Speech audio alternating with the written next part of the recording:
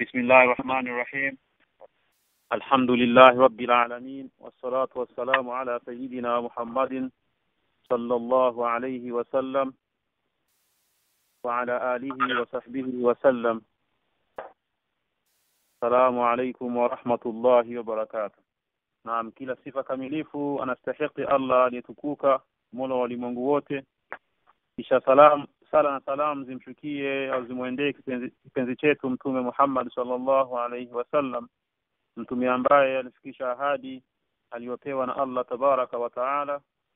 Ewe Mwenyezi Mungu, tunakuomba, hatuna ilmu isipokuwa ile ilmu ambayo wewe Allah subhanahu wa ta'ala umetufundisha kwayo, na kwa hakika wewe Allah ndiye mwenye kujua na mwenye busara. Karibuni ndugu zangu Waislamu watukufu wasikilizaji, ni kwamba karibu kwenye halaka yetu ya 39. Naomba Mwenyezi Mungu subhanahu wa ta'ala atupe ikhlas na taufiki kufanya kikao hichi, na tuwekee malaika kwenye kikao chetu ili tupate namna ya kusikiliza vizuri maneno yake Mwenyezi Mungu subhanahu wa ta'ala. Kama kawaida yetu, kikao chetu huwa kinafunguliwa na kisomo cha maneno yake Mwenyezi Mungu mtukufu, na msomaji kwa leo kwa siku ya leo ndugu yangu atakuwa ni ndugu akhi Muhammad Abdul Qadir Yusuf kutoka maeneo ya New York, Connecticut bidhat. Karibu shekhe, tafadhali. شكرا sana. Inshallah nitaanza kusoma Qur'an sasa inshallah. أعوذ بالله من الشيطان الرجيم. بسم الله الرحمن الرحيم.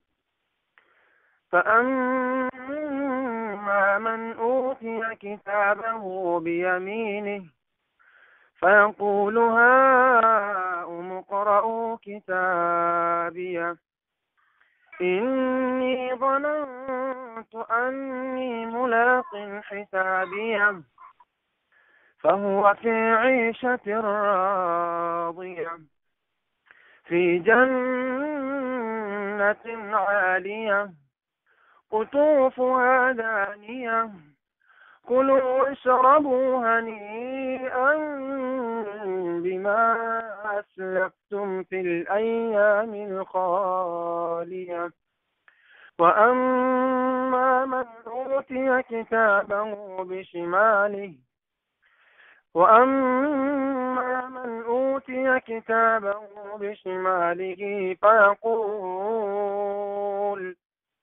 فيقول يا ليتني لم أوت كتابيه ولم أدر ما حسابيه يا ليتها كانت القاضية ما أغنى عني ماليه هلك عني سلطانيه خذوه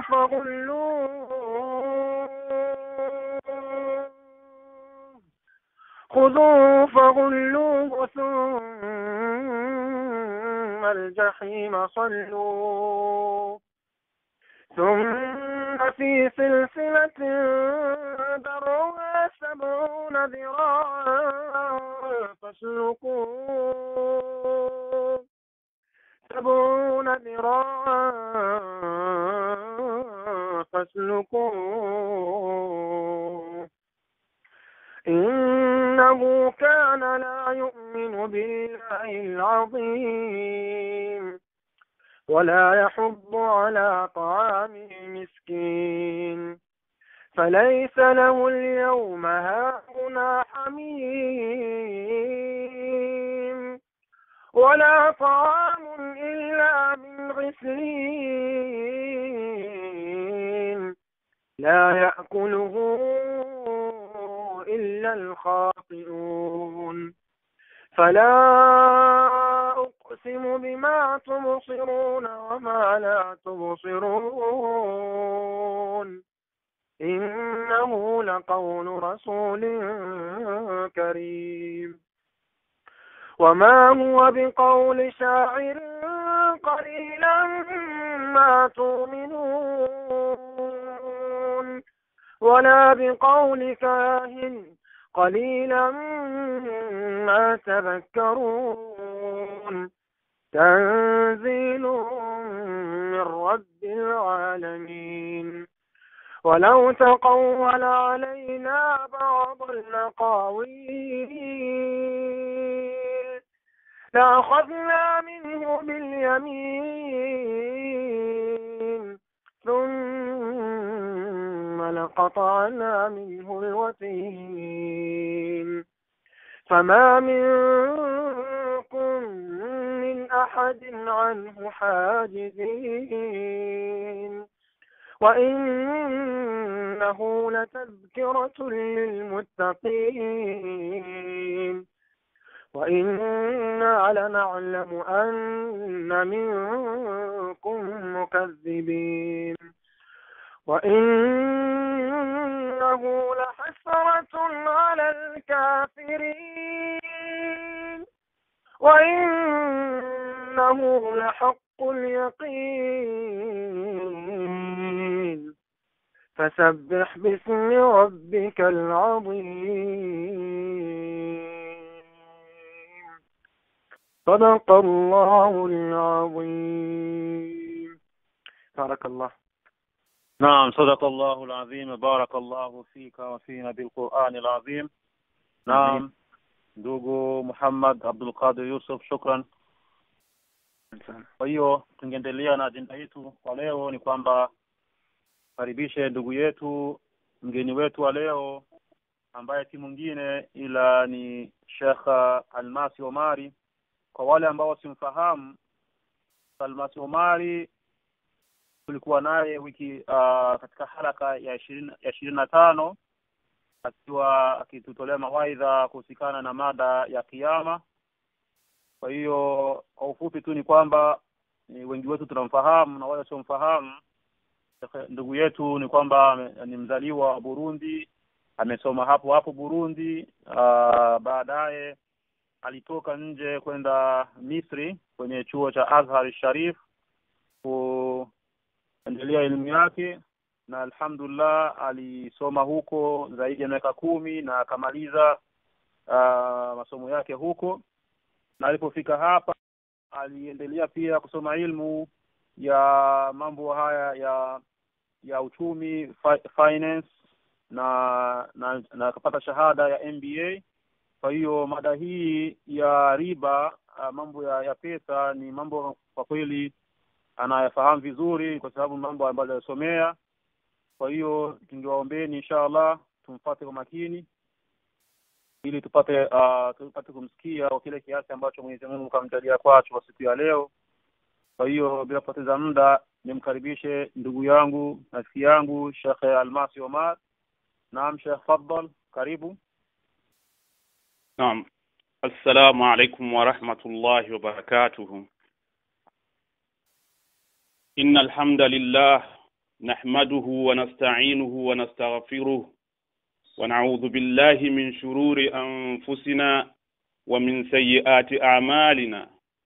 من يهده الله فلا مضل له ومن يضلل فلا هادي له.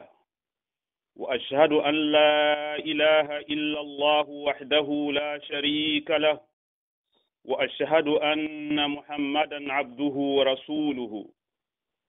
يا أيها الذين آمنوا اتقوا الله حق تقاته ولا تموتن إلا وأنتم مسلمون.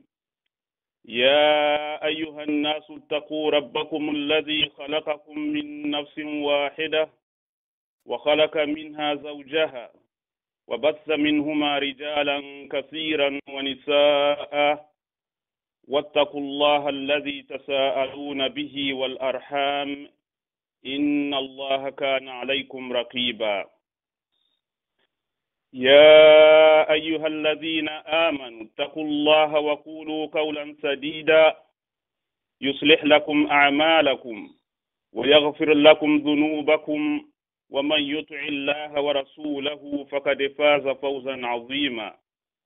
أما بعد، فإن أصدق الحديث كلام الله وخير الهدي هدي محمد صلى الله عليه وسلم وشر الأمور محدثاتها وكل محدثة بدعة وكل بدعة ضلالة وكل ضلالة في النار. Tumuomba Mwenyezi Mungu Subhanahu wa Ta'ala atukinge na huyo moto wa naru jahannam. Ndugu zangu Waislamu, baada ya kumshukuru Mwenyezi Mungu na kumtakia rehma na amani mtume wetu Muhammad sallallahu alayhi wasallam, tumekutana siku hii ya leo kwa mara nyingine tena ili tuweze kuzungumzia suala ambalo kwamba ni suala nzito au ni suala la muhimu sana kwa watu ambao kwamba tunaishi katika maeneo haya, au naweza nikasema tunaishi katika nchi za magharibi. Na suala lingine bali ni suala la riba. Suala la riba ni mtihani mkubwa sana ambao kwamba unakumba watu wengi sana. Na katika mambo tutakayoyazungumzia, na si hayo tu, tutajaribu kutizama kuhusikana na kununua nyumba hapa Marekani, mortgage. Alafu tutatizama utumiaji wa credit cards. Pia vile vile life insurance. Tutatizama kuhusikana na healthcare, au katika lugha nyingine sasa imechukua Obamacare. Pia vile vile tutatizama kuhusikana na insurance ya gari. Tutatizama student loan. Pia vile vile tutajadiliana kuhusikana na kutuma pesa kwa njia ya Western Union, MoneyGram, au wakati mwingine wakati umeandika cheki na hauna pesa kwenye benki umechajiwa overdraft, au pia vile vile wakati mwingine umechelewa kulipa pesa wanakucharge late fee, au umechelewa kulipa baada ya muda fulani, kwa hiyo wanachukua pesa fulani. Kama kuna baadhi ya kampuni wanachukua $5 au $10. Kwanza, kwa kutaka kuifahamu riba vizuri, nimeona kwamba tufahamu kwanza riba ni nini, kwa sababu riba ni neno la Kiarabu ambayo kwamba lina maana ya ziada. Maana yake kuzidisha. Na riba hiyo imejigawa katika vigawanyo viwili. Kuna riba nasia ambayo kwamba wanavozungumza katika fiqh wanasema huwa ziyadatu mashrutati allati ya'khudhuha ad-da'in min al-mudin nadhiru ta'jili, wa hadha na'u muharramun bil kitabi was sunnah wal ijma'. Ni ziada ambayo kwamba hiyo riba nasia inakuwa ni ziada ambayo kwamba imeshurutisha au anakuwekea kwa mtu mwenye kukopesha kwamba na kukopa hizi pesa utanilipa kwa muda fulani, lakini faida yake itakuwa ni fulani. Alafu pia vile vile kuna riba nyingine inaitwa riba al-fadl, nayo pia vile vile wa huwa bi'u nukud bin nukud, na hii ni kuzishiana pesa kwa pesa. Kama vile uko na dala, mtu unamuzishia kwa pesa ya ki Burundi au ya Tanzania au ya Kenya, au tuamu bituam, au chakula kwa chakula. Sema nukudi kwa nukudi wamekusudia actually dala kwa dala au chakula kwa chakula maziada. Na pia vile vile unakuwa umeweka ziada, kama vile nasema wewe uko na kilo 2 za maharage na kuuzia kilo 3 za maharage, ambapo kwamba labda maharage yangu mimi yako na quality ambayo kwamba sio nzuri, au ambayo kwamba yanaonekana sio mazuri kuliko ya kwako, kwa hiyo nakuwa na kuzidishia kidogo. Na hii pia vile vile imeharamishwa kutokana na kitabu na sunna na ijma ya wanachuoni. Sasa tuzitizame aya za riba. Vipi riba ilikuja mpaka mwisho kuonekana kuwa haramu, na Mwenyezi Mungu alianza kupitia katika njia gani ili kutaka kuwaleta wanadamu kuweza kufahamu matatizo ya riba. Kwanza riba, tuseme kwanza kwa nini ni haramu? Kwa nini iwe haramu ikiwa kwamba mimi ndo natoa pesa na mimi ndo nimekubali kwamba nikopeshe pesa alafu niweze kulipa na ziada?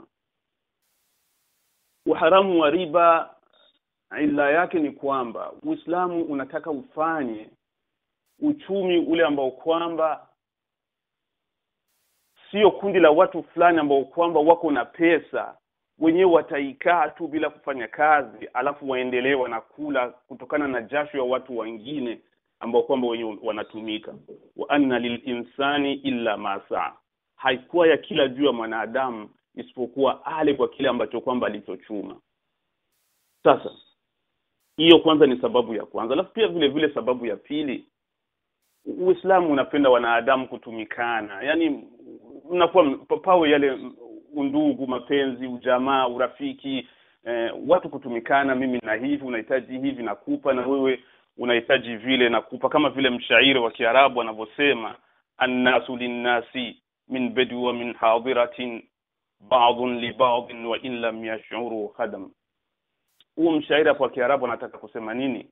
Anataka kusema kwamba hata kama uko tajiri na pesa zako, au wewe uko mnunuzi unakwenda kununua vitu kwa mtu mwenye kuuzisha, nyewe wawili hapa nani anamhitaji mwingine?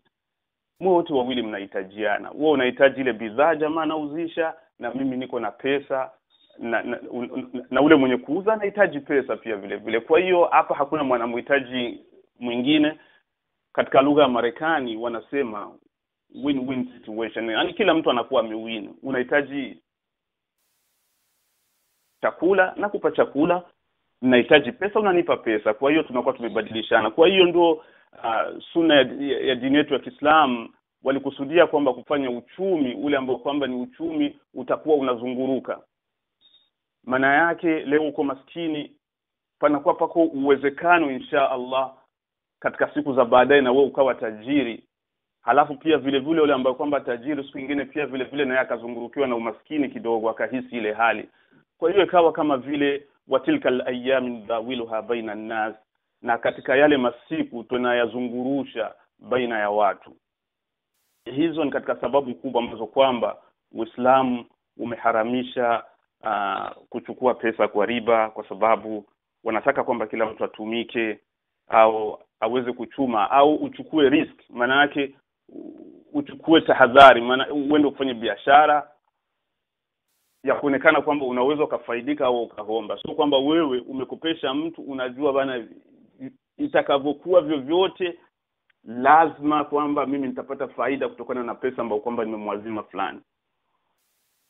Aya ya kwanza iliteremka kusikana na suala ili la riba, iliteremkia wakati Mtume Muhammad sallallahu alaihi wasallam angaliki Maka, nayo inasomwa wama ataitu min riba liyarbu fi amwali an-nas fala yarbu 'inda Allah wama ataitu min zakatin turiduna wajha Allah faulaika humul mudhifun. Iko katika sura Rum aya 39. Nini hapa Mwenyezi Mungu anasema? Anasema kile kitu ambacho kwamba unakitoa kwa kuwapa watu kwa sababu ufaidike in return kutoka kwa wale watu, basi tambua kwamba hii hapa hupati faida yoyote, isipokuwa kile ambacho kwamba unakitoa kwa makusudio ya msaada kwa sababu ya Mwenyezi Mungu, basi hichi hapa cha unachokitoa ndio chenye faida. Na tukizungumzia msaada tunakusudia msaada kweli, sio kwamba ile misaada ambayo kwamba huwa tunasikia kwenye habari, unasikia kwamba Ufaransa imeipa Burundi au imekopa dola, imeipa msaada wa dola milioni 15. Ile inakuwa actually ni mkopo wanaokopesha. Au unasikia Ufaransa imesamee Burundi sijui deni la miaka 5. Actually ile wanakuwa nasamee ni faida ya miaka 5 katika ile interest ambayo kwamba walikuwa wanaweza wakapata. Kwa hiyo wanatizama, wanasema haya wewe tunakusamea deni lako, lakini sio deni lote. Ile principle inakuwa iko pale, maana yake zile pesa ambazo kwamba walikopesha mwanzo zinakuwa zipo hazitoki, isipokuwa wanakuwa wanawasamea lile ambalo kwamba ni faida ambayo kwamba imejikusanya kutokana na ule mkopo ambao kwamba waliwakopa. Tunakwenda katika aya ya pili. Aya ya pili iko katika sura An-Nisa aya 161. Hii aya iliteremka kabla ya mwaka wa 4 wa Hijra. Mwenyezi Mungu anawaambia Mayahudi wa akhadhihim riba wa kadenuhu anhu wa aklihim amwala an-nas bil batil wa a'tadna lil kafirin minhum adhaban alima. Na kuchukua kwao riba au kuchukua kwao riba, na japokuwa Mwenyezi Mungu alishawakataza, na kula pesa za watu kwa njia ambayo kwamba isiyokuwa ya haki, basi hakika tumewaandalia makafiri moto ambao kwamba uliokuwa mkali au adhabu iliyokuwa kali. Sasa hapa Mwenyezi Mungu anakuja sasa, anaweka uwazi wa kuharamisha riba katika aya iko katika surat Ali Imran aya ya 130. Anasema ya ayyuhalladhina amanu la ta'kulu riba adhafa mudha'afa wattaqullah la'allakum tuflihun. Hapa Mwenyezi Mungu anawaita watu baada ya kuwa kwamba wale ambao kwamba walikuwa na hizi tabia za kula riba wameingia katika dini ya Uislamu na kuikubali. Baadhi yao unaweza nikasema sio wote. Sasa Mwenyezi Mungu anawaita katika kuambia mlioamini, msichukui riba, yani ziada na ziada. Maana yake hapa adhafa mudhaafa, kama vile hapa Marekani kuna system ambayo kwamba ukienda kuchukua ile student loan unakuwa kuna aina mbili ya loan. Kuna loan ambayo kwamba interest zake au faida ya ile loan umechukua ule mkopo zinakuwa zinaanza moja kwa moja baada ya wewe kuchukua ile loan, na kuna nyingine ambayo kwamba inakusubiri mpaka wakati unapomaliza masomo. Sasa ile ambayo kwamba inaanza ukitaka unaweza kuwa unalipa ile interest yenyewe wakati uko unasoma, au unaweza ukasubiri mpaka ukimaliza ulipe. Lakini kitu kitatokea utakuwa uko na ile unapata riba adhafa mudhaafa, maana yake compounded rate. Maana yake ile faida yao yenyewe ambayo kwamba inatoka katika ule mkopo inakwenda kwenye principal, inaenda katika lile deni ambalo kwamba ulikopesha. Kwa hiyo na lenyewe pia vile vile inazaa tena interest nyingine au faida nyingine. Maana yake unakuwa wewe faida ya deni umelipa tena mara mbili kutokana na ile mkopo ambao kwamba ulichukua. Na hapa Mwenyezi Mungu anasema anawaomba watu wamuogope Mwenyezi Mungu ili waweze kufanikiwa. Alafu aya ya kuendelea baada ya hapo anasema wattaqun nar allati u'iddat lilkafirin. Anawaambia wauogope moto ambao kwamba Mwenyezi Mungu ameuandaa kwa sababu ya makafiri. Tutizame aya nyingine ambayo kwamba iko katika suratul Baqara aya ya 276 kuanzia 275 mpaka 276. Mwenyezi Mungu anasema alladhina yaakuluna riba la yakumuna illa kama yakumu alladhi yatakhabbathu ash-shaytanu min al-mas dhalika biannahum qalu innamal bay'u mithlu ar-riba wa ahalla Allahu al-bay'a wa harrama ar-riba faman ja'ahu maw'izatun min rabbih fantaha falahu ma salaf wa amruhu ila Allah wa man 'ada fa ulaika ashabun nar hum fiha khalidun yamhaqu Allahu ar-riba wa yurbi as-sadaqat wallahu la yuhibbu kulla kaffarin asim. Mwenyezi Mungu anasema kiwaahidi wale ambao kwamba wanachukua riba siku hiyo ya kiyama, wakati watakapofufuliwa watakuwa ni watu kama vile wamekamatwa au wamezugwa na shaitani.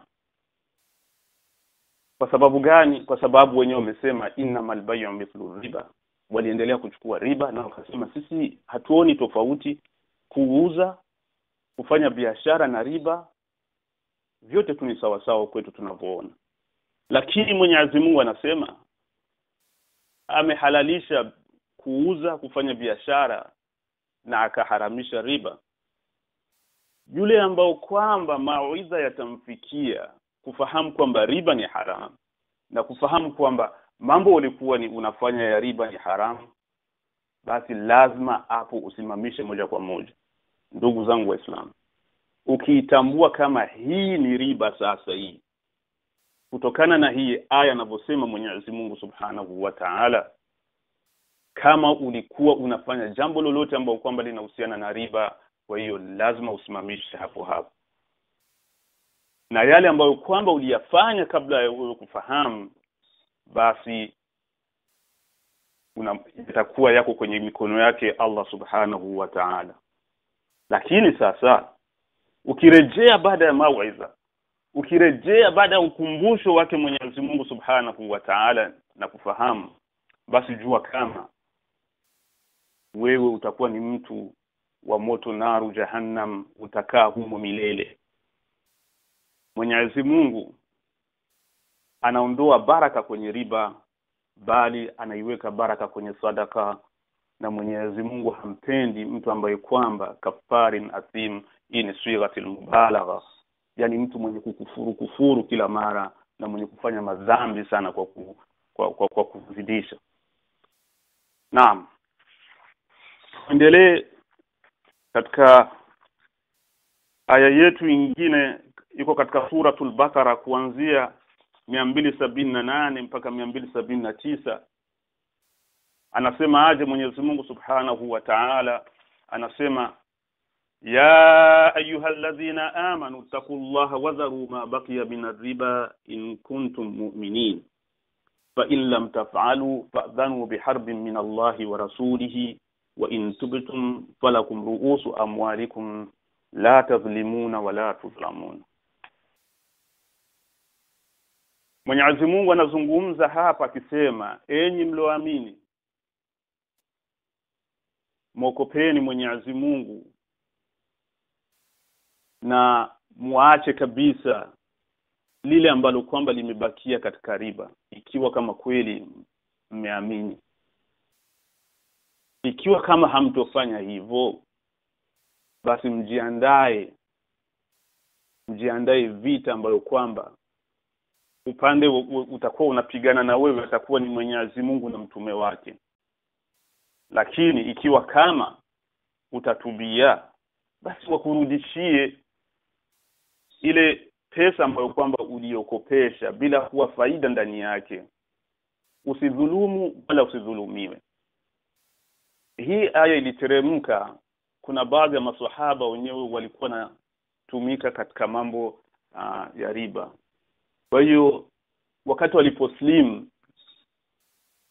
wale ambao kwamba walikuwa wanawadai walikwenda kudai kutaka kwamba wawalipe zile pesa zao, na pia vile vile waweke ndani yake zile pesa ambao kwamba za riba walikubaliana.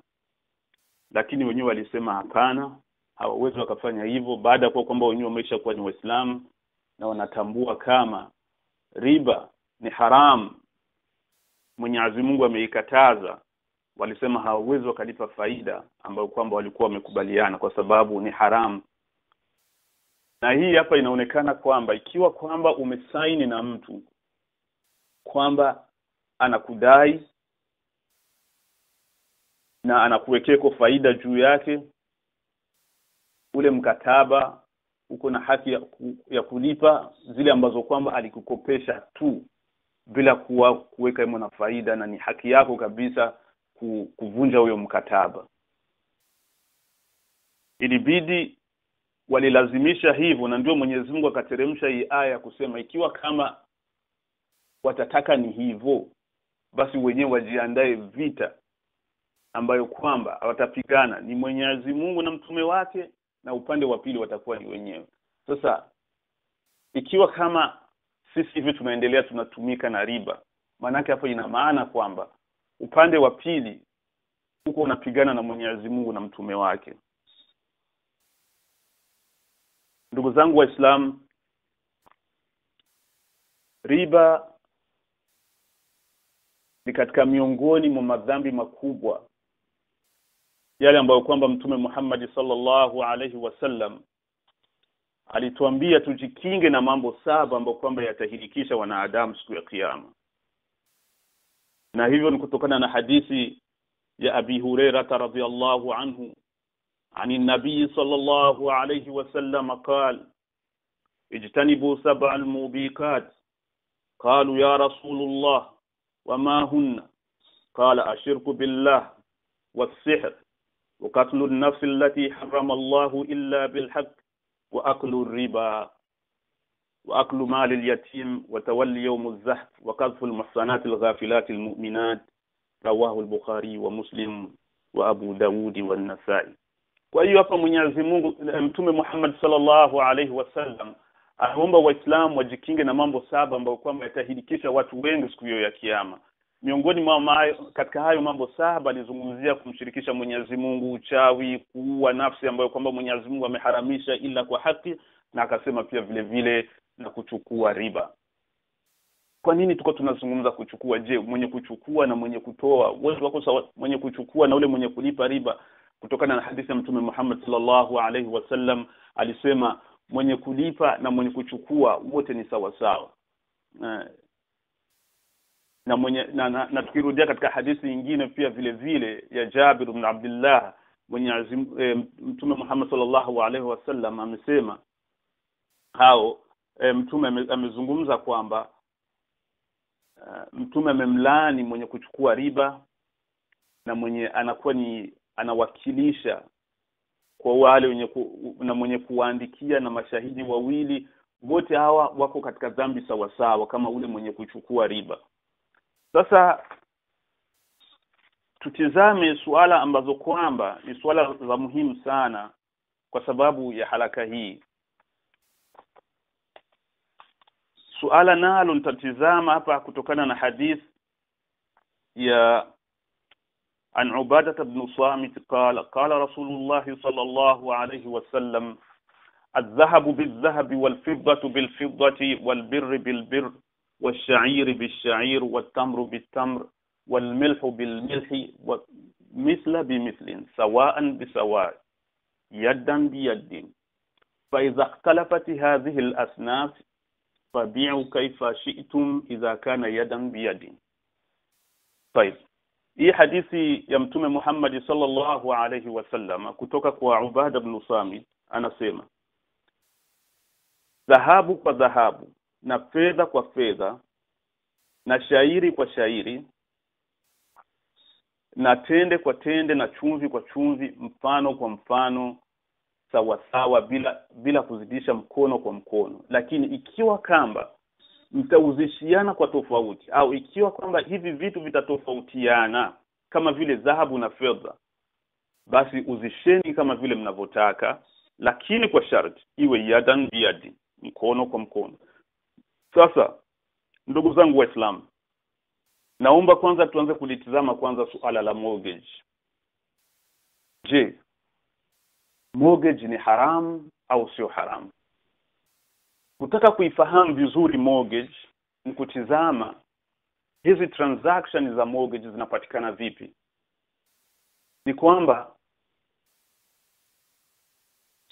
kampuni ya kujenga manyumba wanajenga manyumba, kishajenga manyumba wana advertise. Sasa wewe unakwenda unataka kwenda kununua nyumba, mwenyewe wanakuambia bei yao, mfano $4,000,000, lakini wewe hauna $4,000,000. Inabidi uende wapi? Inabidi uende kwenye benki kupe pesa kwa wewe kuweza kwenda kununua ile nyumba. Sasa ile benki inatizama kitu kwanza cha kwanza, itatizama credit card, itatizama credit history yako. Je, right. Wait, why? Hello. Right, because you're efficient. Wa alaykum salam. Nasikia kuna sauti nyingine.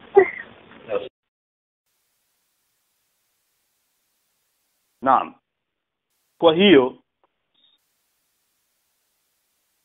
benki itakuja itatizama kwamba unastahili kupata mkopo au hapana, na ile benki ikikuta kwamba wewe unastahili kupata mkopo, inakukubalia hiyo $4,000,000 na inakwambia hii $4,000,000 itakuwa na 2%, au ni kutokana na venyewe itakuwa ulipaji wako wa madeni Marekani uko vipi. hapo sasa wataamua, wanasema kwamba labda itakuwa 2%, itakuwa 3%, itakuwa 4%.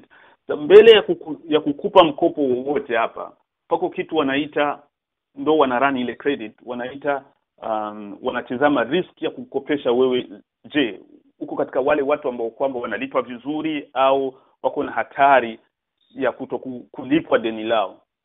Kwa hiyo ikiwa kama wewe unaonekana kwamba kweli unalipa lakini sio mlipaji mzuri ule ambao kwamba unaheshimia wakati na kila kitu, na pia vile vile unaheshimia zile sharti za deni lako, kwa kusema kwamba tuseme wamekupa deni ambalo kwamba unapaswa kulilipa kwenye miezi 24, ukililipa kwenye miezi 18 pia vile vile wakati mwingine katika manania makampuni hapa sio vizuri, lakini ni vizuri watakukopesha, lakini hawafurahi, wanataka wewe uheshimie ile miezi 24 kwa sababu wapate ile faida ambayo kwamba wanaitaka. Sasa benki inakukopesha pesa wewe milioni 4, unachukua ile milioni 4 unaenda sasa unanunua ile nyumba. Kwa hiyo uharamu wake uko hapo. Wewe umechukua pesa, umekopesha kwenye benki milioni 4, na ile milioni 4 utairudisha kwa faida. Tunaitizama ile hadithi tena. Mtume Muhammad sallallahu alaihi wasallam alisema az-dhahabu bil-dhahabi, ukikopesha dhahabu kwa dhahabu, wal fidda bil fidda, lazima iwe mfano kwa mfano. Ukichukua 400 lazima urudishe 400. Ukienda zaidi hapo utakuwa umemfidisha ule jamaa, na hapo umeingia kwenye riba. Hiyo ni haram, ni haram, ni haram. Sasa Bankul Islami ikaja na yenyewe na namna ambayo kwamba inatizama vipi itaweza kukopesha au kuingia katika hii system ya kufaidika kwa kufaidika kwa pesa ambazo kwamba wako nazo kwenye benki. Wakaja na namna mbili ambazo kwamba wanazitumia. Wako na namna wanaita murabaha na al-ijara. Murabaha ni ipi? Wanakuambia wewe unaenda pale unawafahamisha unataka kununua nyumba. Wanakufahamisha nenda utafute nyumba. Ukishapata ile nyumba, wenyewe wanakwenda kwenye ile nyumba. Ukishapata unaonesha na bei na kila kitu, wanakwenda kwenye ile nyumba, wanainunua. Wanakuwa kama ni wenyewe wameinunua. Wakishainunua sasa, wenyewe wanakuuzishia wewe. Wanaiuzisha vipi? Wanakuuzishia na mafaida zaidi.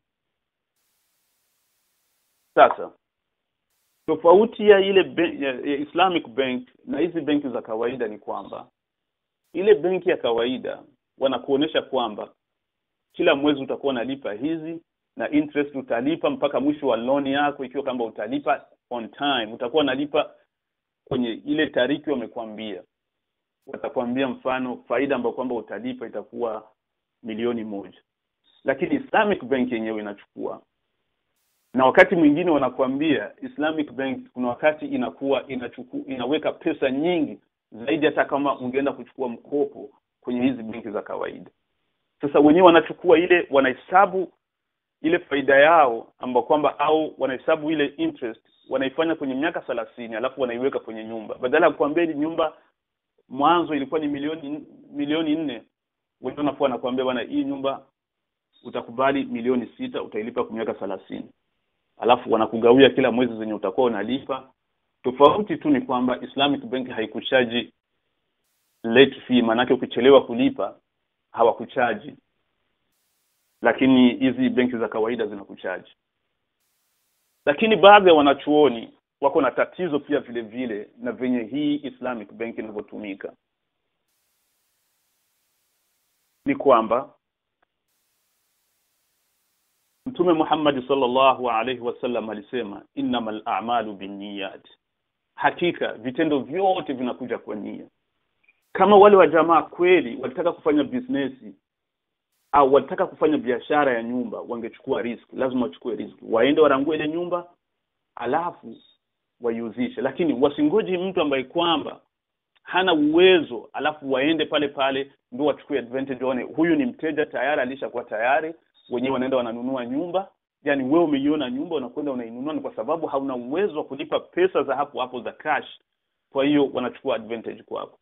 Ni kama pia vile vile katika halaka zilizopita kuna ndugu yetu alitangaza, alisema ikiwa mtu mwenye anataka kuoa anaweza kwenda Arizona.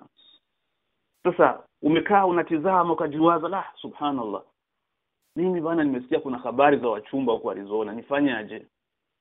Mimi nasema kama nafanya hijra bana. Unafanya hijra, unakimbia zako Arizona, unasema umesikia kuna Waislamu wengi sana huko. Lakini ukweli wa mambo, kuna mwanamke fulani umemsikia huko unataka kwenda kumuoa. Basi jua kama Mwenyezi Mungu anaifahamu nia yako, penye utapata utaambukia ni huyu mwanamke ambao kwamba utakuwa umefanya hijra kwa sababu yake, au umehama kwa sababu ya Mwenyezi Mungu kwa sababu yake. Lakini ule ambaye kwamba atakuwa amefanya hijra au amehama kwa sababu ya Mwenyezi Mungu na mtume wake, bila kwa kwamba anafuata kitu chochote, basi ajue kwamba hicho ndio atakachokipata alipohamia. Ya vile vile kutokana na hii Bankul Islami hapa, nakumbuka kisa cha ashabu sabt, nafikiri nimekizungumzia hapo wakati fulani. Ashabu sabti walimuomba Mwenyezi Mungu Subhanahu wa Ta'ala kwamba awachagulie siku ambayo kwamba itakuwa hawafanyi kazi, ni siku ya kumwabudu Mwenyezi Mungu. Mwenyezi Mungu akasema, waambie ni siku ya Jumamosi. Basi wakawa wanamwabudu Mwenyezi Mungu siku ya Jumamosi, hamna kazi. Hawa watu walikuwa nakaa sehemu ambayo kwamba ni karibu ya ya bahari. Sasa maisha yao ilikuwa ni uvuvi, wanaenda wanavua samaki, wanauza, wanakula, ndio ilikuwa maisha yao. Sasa baada ya kwamba wameshazoea kuabudu Jumamosi, Mwenyezi Mungu akasema lazima wajaribu. Basi ikawa wiki nzima samaki hazipatikani, lakini Jumamosi ikifika samaki zinakuja mpaka mchangani. Wale jamaa wakatizama, wengine wakatizama, wakasema hapa haiwezekani, lazima turoe Jumamosi. Tutaroa vipi? Basi wakamfanyia Mwenyezi Mungu ujanja. Wanakwenda Ijumaa usiku, wanatega mitego yao, makira zile wanaacha pale. Basi ikifika tena sasa Jumamosi, zile samaki zikija zinakamatwa. Jumapili wanakwenda wanazitegu, wanaambia Mwenyezi Mungu hatukuroa Jumamosi, tumeroa zetu ni Jumapili. Lakini walitega Ijumaa, wakategua Jumapili, na samaki zimekamatwa Jumamosi. Kwa hiyo hawa watu wameroa Jumamosi, isipokuwa wanajifanya kwamba wanaweza kumdanganya Mwenyezi Mungu, na nia yao ni kuroa Jumamosi. Kwa hiyo Bankul Islami hapa siamini kama katika hizi transaction zake wanaweza kaepuka riba. Pia vile vile katika magari wanafanya hivyo hivyo. Ukiwa na shida ya gari, unakwenda unawaambia gari unayohitaji, wanakuambia nenda ukatafute gari unayoipenda. Ukishapenda ile gari unakwenda wanakuambia 24,000 50, unarudi kwenye Bankul Islami. Bankul Islami wanatizama ile gari, wanakuja wanakuambia mfano wanakuongezea 20,000 juu. Manake inakuwa ni kama wenyewe wanatulia sehemu, wewe unaenda unatafuta biashara, unakuja alafu wanakuchaji riba. Kwa hiyo hii pia vile vile wanachuoni wengi wamezungumza, wamesema kwamba ni riba kwa kuingilia mlango wa nyuma. Ingine nayo ni wanatumia Bankul Islami, wanatumia ni al-ijara. Al-ijara ni kwamba ni kama vile ya kuliz. Unanunua nyumba, wanabakia milki nayo, wewe unakuwa kama kwao unapanga, alafu kila mwezi unakuwa unalipa mpaka wakati ukishaeneza lile deni ambalo kwamba walikwambia. Na yenyewe pia vile vile ina matatizo, kwa sababu ni wewe ndio unaenda kutafuta nyumba, ukishatafuta unakuja unawaambia, ukishawaambia wananunua ile nyumba, mnasainiana, alafu unakuwa unalipa kila mwezi, unalipa, ukishafika mwisho ukishalipa pesa wanaona umekamilisha, wanakuwa wanakuachia nyumba, wanageuza nyumba inakuwa miliki yako. Hizi zote ziko na matatizo kidini katika baadhi ya wanachuoni, japokuwa baadhi ya wanachuoni wanaruhusu, lakini kwa mimi pia vile vile ninamili sana kukubaliana na wale wanachuoni ambao kwamba wanakataza kutumia hii. Now, tutizame sasa kuhusiana na credit card. Hukumu ya credit card si haram ikiwa kama hautolipa faida. Kuna baadhi ya credit card wanakuruhusu kwamba kawaida panakuwa tupa kwa ile mfano wanakuambia wanakuchaji fee ya mwaka. Fee ya mwaka hiyo midhali inakuwa sio kitu tu umenunua alafu unalipa na ziada, inajuzu kidini kwa sababu wewe kutumia ile kadi yao au kutumia mashine zao ambazo kwamba wana nani, na ni fees zina make sense au zinakubalika kisheria, isipokuwa tu katika wakati ambao kwamba riba itakuja kuingia ni ule wakati ambao kwamba utachukua deni kutoka kwao, kwamba wenyewe wamekulipia kitu alafu haukulipa alafu wanakucharge na ile faida. Hapo hiyo credit card itakuwa ni haramu.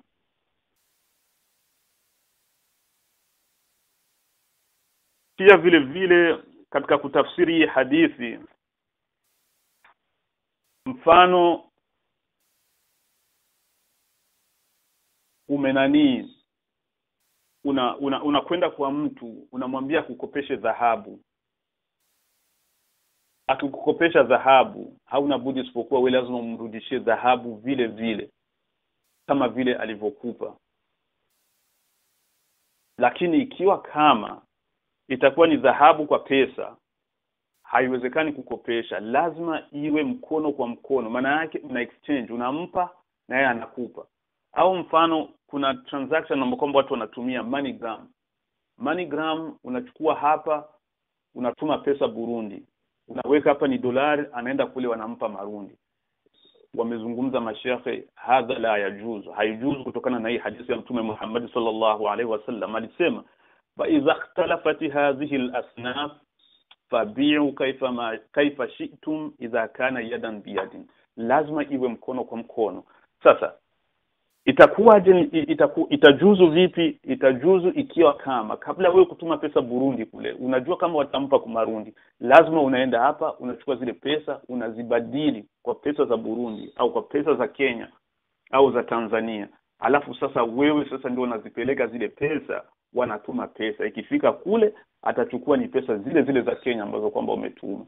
Lakini ikiwa kama unaenda kununua pesa dolari na pesa zingine za kigeni, lazima iwe mkono kwa mkono, maana yake mnauzishiana pale kwa pale. Ikiwa kama zitangoja kupita kwa njia ya bank alafu ifike kule wampe pesa za aina nyingine, hadha la yajuz, hii haikubaliki hata kidogo. Na pia vile vile tukitizama katika hii hadithi ya Mtume Muhammad sallallahu alaihi wasallam, tunakuta kwamba hivi vitu vyenye Mtume alizungumzia hapa ndio vilikuwa vina makusudio kutumika kama vile badala ya pesa. Je, ikiwa kama mimi nimebadilisha ngamia 2 na ngamia 1, inajuzu? Naam, inajuzu. Kwa sababu ngamia katika Uislamu haijawahi kutumika kama pesa, au tuseme mbuzi au kuku. Hii vitu vinajuzu, lakini hauwezi ukabadilisha mbuzi aliyochinjwa na mbuzi aliyokuwa hai. Wanachuoni wamezungumza, Mtume Muhammad sallallahu alaihi wasallam ipo hadith alikataza kwamba hiyo haijuzu. Ni kama vile utasema uko na mshahara, umetumika wiki zako 2, umeshamaliza kutumika, unakwenda kupokea, unafika pale wanakuambia haya mshahara wako huyu hapo, unaenda kuingia hivi, umekupa ni mbuzi 2 au mbuzi 1. Uko unarudia nyumbani, mbuzi yako imefika njiani imefariki. So unafika nyumbani, mke wako anakuuliza, sasa shekhe, mshahara uko wapi? Unaambia bwana, mshahara amekufa njiani bwana. Unampigia boss wako simu, boss, ule mshahara ulinipa shekhe, boss umefariki njiani. Anakuambia lakini wakati sisi tulikupa ulikuwa uko mzima. Sasa ndugu Waislamu, hayo ni masuala ambayo kwamba yanatatanisha, au watu wengi wanakuwa wanayaingia au wanayafanya bila kujua. Tutizame suala lingine hapa ambalo kwamba ni suala la life insurance. Life insurance ni haram. Ni haram kivipi? Ni haram kihivi. Wanakuwekea, wanasema coverage amount. Maana yake pesa ambazo kwamba zenye wewe unanunua, hizo pesa watampa beneficiary wako au watampa mtu ambaye kwamba wewe utakachochagua. Ikiwa kama mauti atakufikia, watampa hizo pesa. Mara kwa mara tuseme 250,000. Alafu wanakuambia kwa mwezi utakuwa unalipa $10 au $30. Sasa hii life insurance hapa uharamu wake uko wapi? Uharamu wake uko katika ile wewe unanunua pesa kwa pesa. Maana yake ni zile pesa, ni zile dolari unanunua. Kwa hiyo lazima iwe sawa sawa, isiwe tofauti. Lakini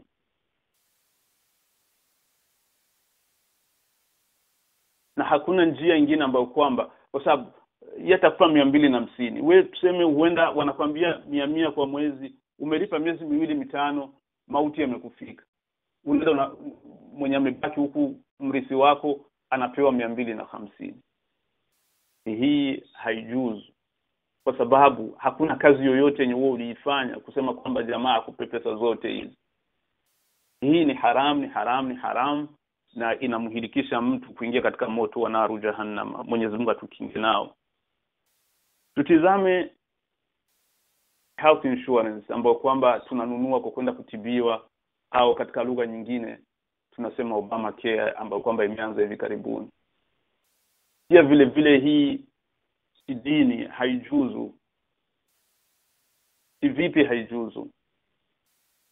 Wewe unanunua kitu ambayo kwamba haujui unanunua nini. Maana yake bai'ul ghurur, unanunua tu matamanio, ni kiuma. Sasa kama haukuumwa, wale wa jamaa watachukua pesa zako, watakuwa wamechukua pesa bila kuwa wamekufanyia kazi yoyote. Kwa hiyo pia vile hii haijuzu, na katika dini hauwezi ukamlazimisha mtu kununua kitu kwamba lazima ununue. Lakini ndio tuko katika hii nchi hapa, sina la kusema, but nasema kidini, kidalili, health insurance pia vile kidini haijuzu kutokana na adila za wanachuoni ambazo kwamba zilizozungumzia, na Mtume Muhammad sallallahu alaihi wasallam amekataza kwamba hauwezi ukauzisha ghurur. Au kama na wanachuoni wengine wameweka mfano, wanasema hauwezi ukauza ndege mwenye yuko kwenye mti, hauna miliki katika ule ndege, haumiliki kwamba tu utamkamata.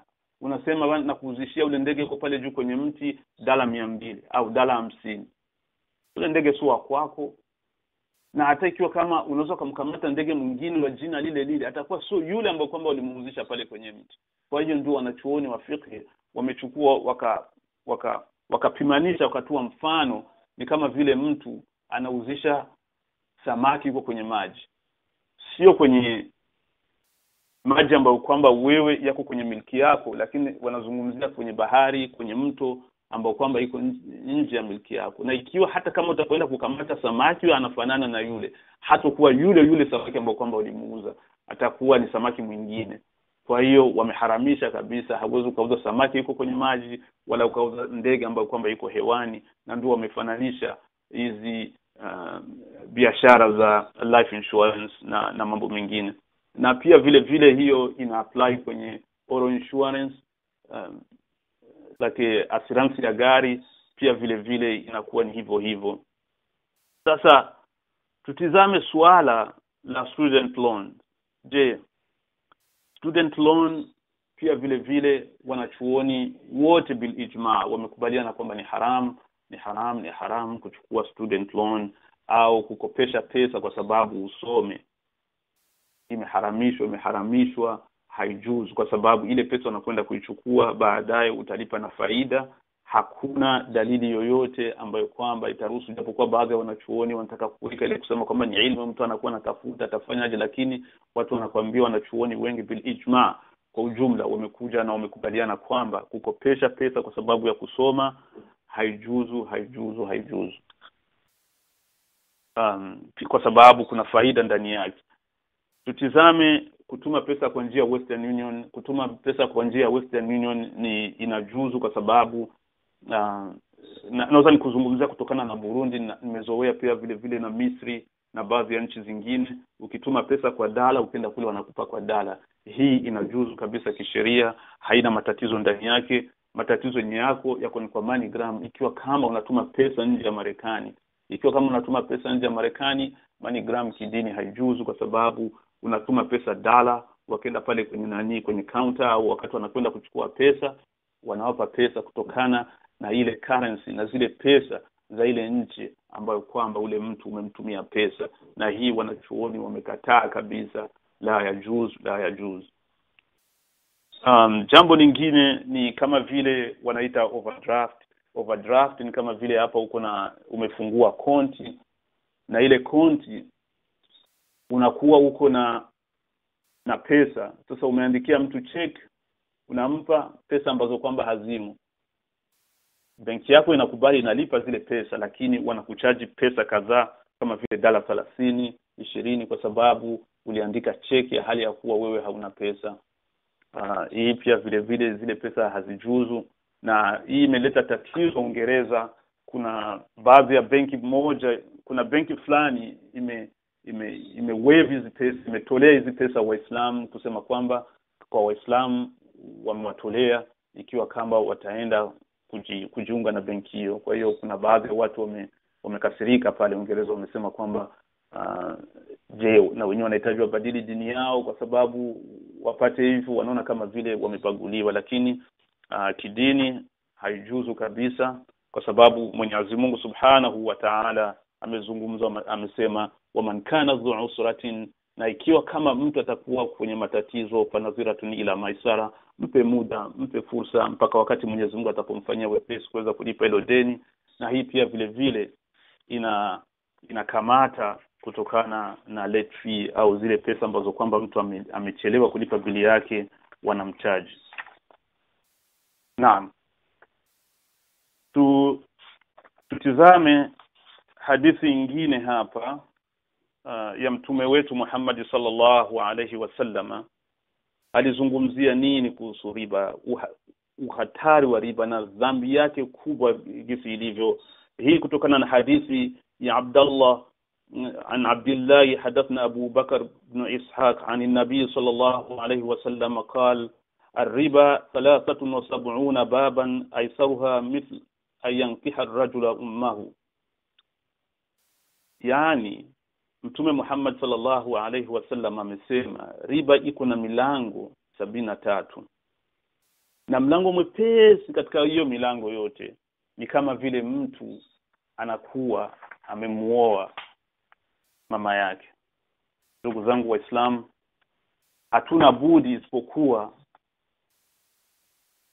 ni kuwa na ile tabia, kwa sababu ukitizama maisha sana ya hapa Marekani unakuta watu wengi wanataka kuishi zaidi ya ile pato lao ambao kwamba wanalipata. Kitu kwamba hauwezi ukakifikia. Sio lazima kila mtu awe na gari mpya, sio kila mtu lazima amiliki nyumba, sio kila mtu lazima awe na hivi ndio uko na kazi unakwenda unatumika. Jaribu kuishi katika ile mipaka ambayo kwamba Mwenyezi Mungu amekuruzuku kwa ule wakati,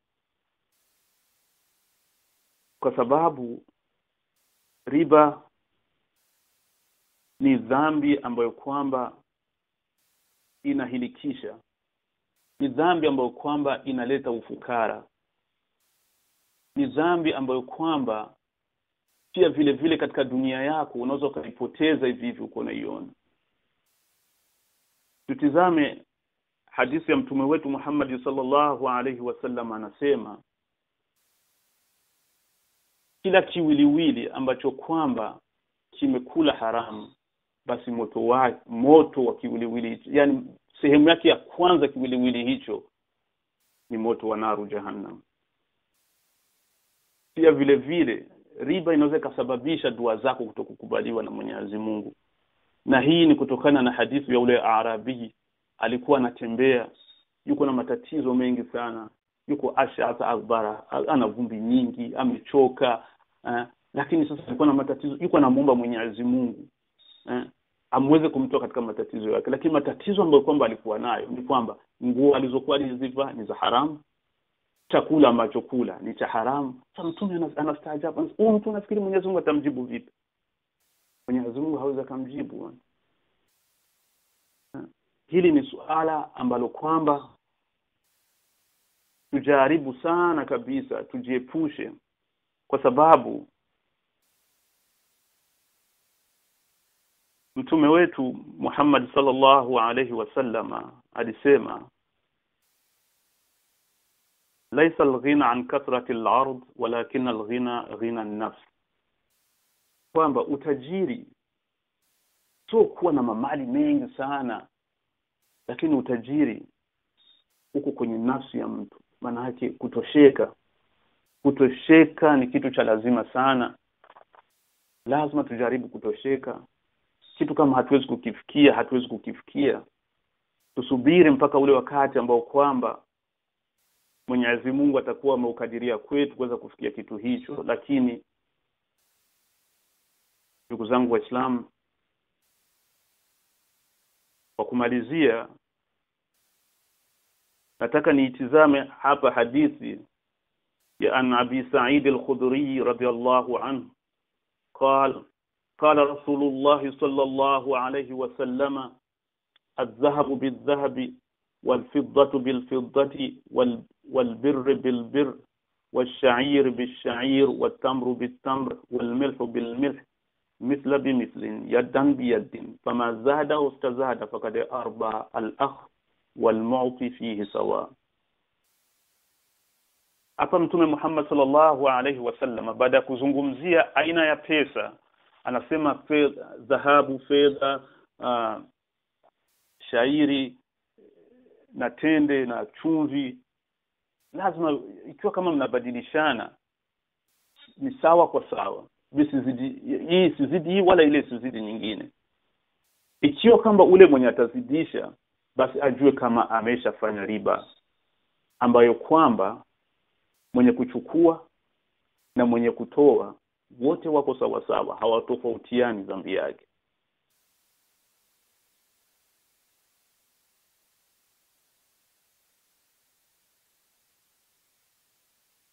Kwa hiyo nafikiri kwa uwezo wake Mwenyezi Mungu Subhanahu wa Ta'ala tunaweza kuwa tumelifahamu suala la riba, na ikiwa kama hatukuweza kulifahamu nitakaribisha maulizo, lakini nitataka uende na hii kaida ya riba. Kaida ya riba, kwa kutaka ujue kama wewe umelipa riba, lazima utizame hivi: kullu qardin au kullu dainin jara manfaati min ad-da'in fa huwa riba. Yani kila deni ambalo kwamba atalazimisha ule mwenye kukopesha kupata manufaa, basi jua kama wewe umelipa riba. Mfano kama hivi: mimi nina shida ya kununua gari, na kukurubia wewe na kuomba na kuambia bwana nikopeshe $4,000 nikanunue gari. Unaambia ndio nitakukopesha, lakini sharti yangu ni kwamba utanipa ride ya kwenda kazini kwa muda wa miezi 6 au kwa muda wa miezi 2. Haijuzu mimi kukubali kuchukua hiyo, kwa sababu itakuwa ni riba. Japokuwa tu kama mimi nimeofa, nimesema bwana, wallahi bwana, kwa kufurahi sana kwa ile jambo ambalo kwamba umenifanyia, mimi nakupa ride ya kwenda kazini mwezi mzima au miezi 6. Kuna baadhi ya wanachuoni wamesema ni hatari, inaweza kuwa ni mlango katika milango ya riba, lakini baadhi ya wanachuoni wengi wamewafikiana kutokana hadithi ambayo kwamba wengine wanaitumia imekuta kwamba hiyo hadithi ni dhaifu. Kwa hiyo inajuzu kama mimi au ule mwenye kukopeshwa anaweza akaja akatoa zawadi, mfano kama vile hivi, nimekuja umenikopesha mtaji, nimekwenda China, nimerangua vitu, nimefaidika, nimefurahi, mara ya pili nimerudia na kuletea zawadi, na ile zawadi na kupa ile zawadi chukua, sio riba. Kwa sababu pia vile vile Mtume Muhammad sallallahu alaihi wasallam anasema, anahusia watu wao wenye kudaiwa wazuri. Wakati unapodaiwa, basi ujaribu kuwa mtu mwema, ima urudishe pesa kwa wakati wowote utakaoweza. As soon as ukizipata zile pesa rejesha, lakini ukichelewa pia vile vile ule mwenye kudai anaombwa wa imkana zu usratin fanadhiratun ila maisara. Ikiwa kama uko kwenye matatizo, basi ule mwenye kukudai anaomba au mwenye kusubiri ndugu zangu Waislamu, nimeona kwamba kwa siku hii ya leo tuishie hapa ili tuache mlango wa masala insha Allah taala. Wala hadri kadri kifaya. Wassalamu alaikum wa rahmatullahi wa barakatuh. Naam, wa alaykum assalam wa rahmatullahi wa barakatuh.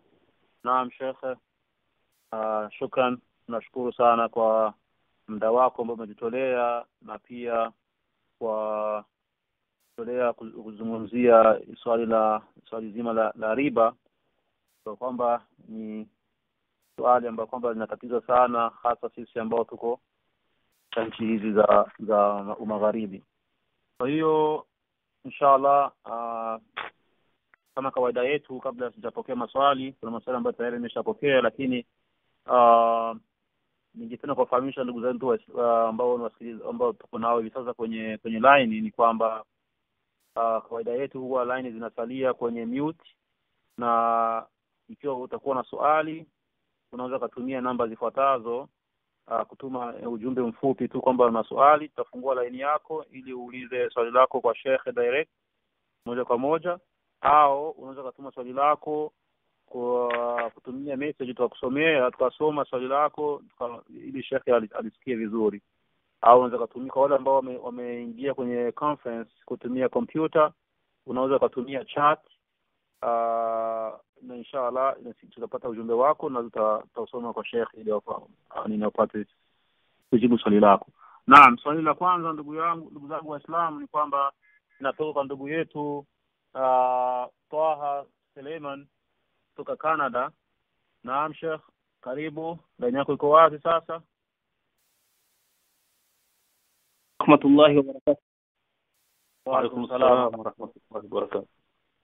Kwanza ninamshukuru Mwenyezi Mungu Subhanahu wa Ta'ala kutupa fursa hii ya sisi kukusanyika kwenye vyombo hivi kwa minajili ya kukumbushana mambo ya dini yetu ya Kiislamu.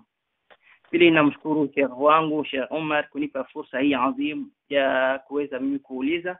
Na tatu, ninamshukuru Sheikh wetu Sheikh Almasi kuweza kutuwasilishia mada muhimu sana kama hii.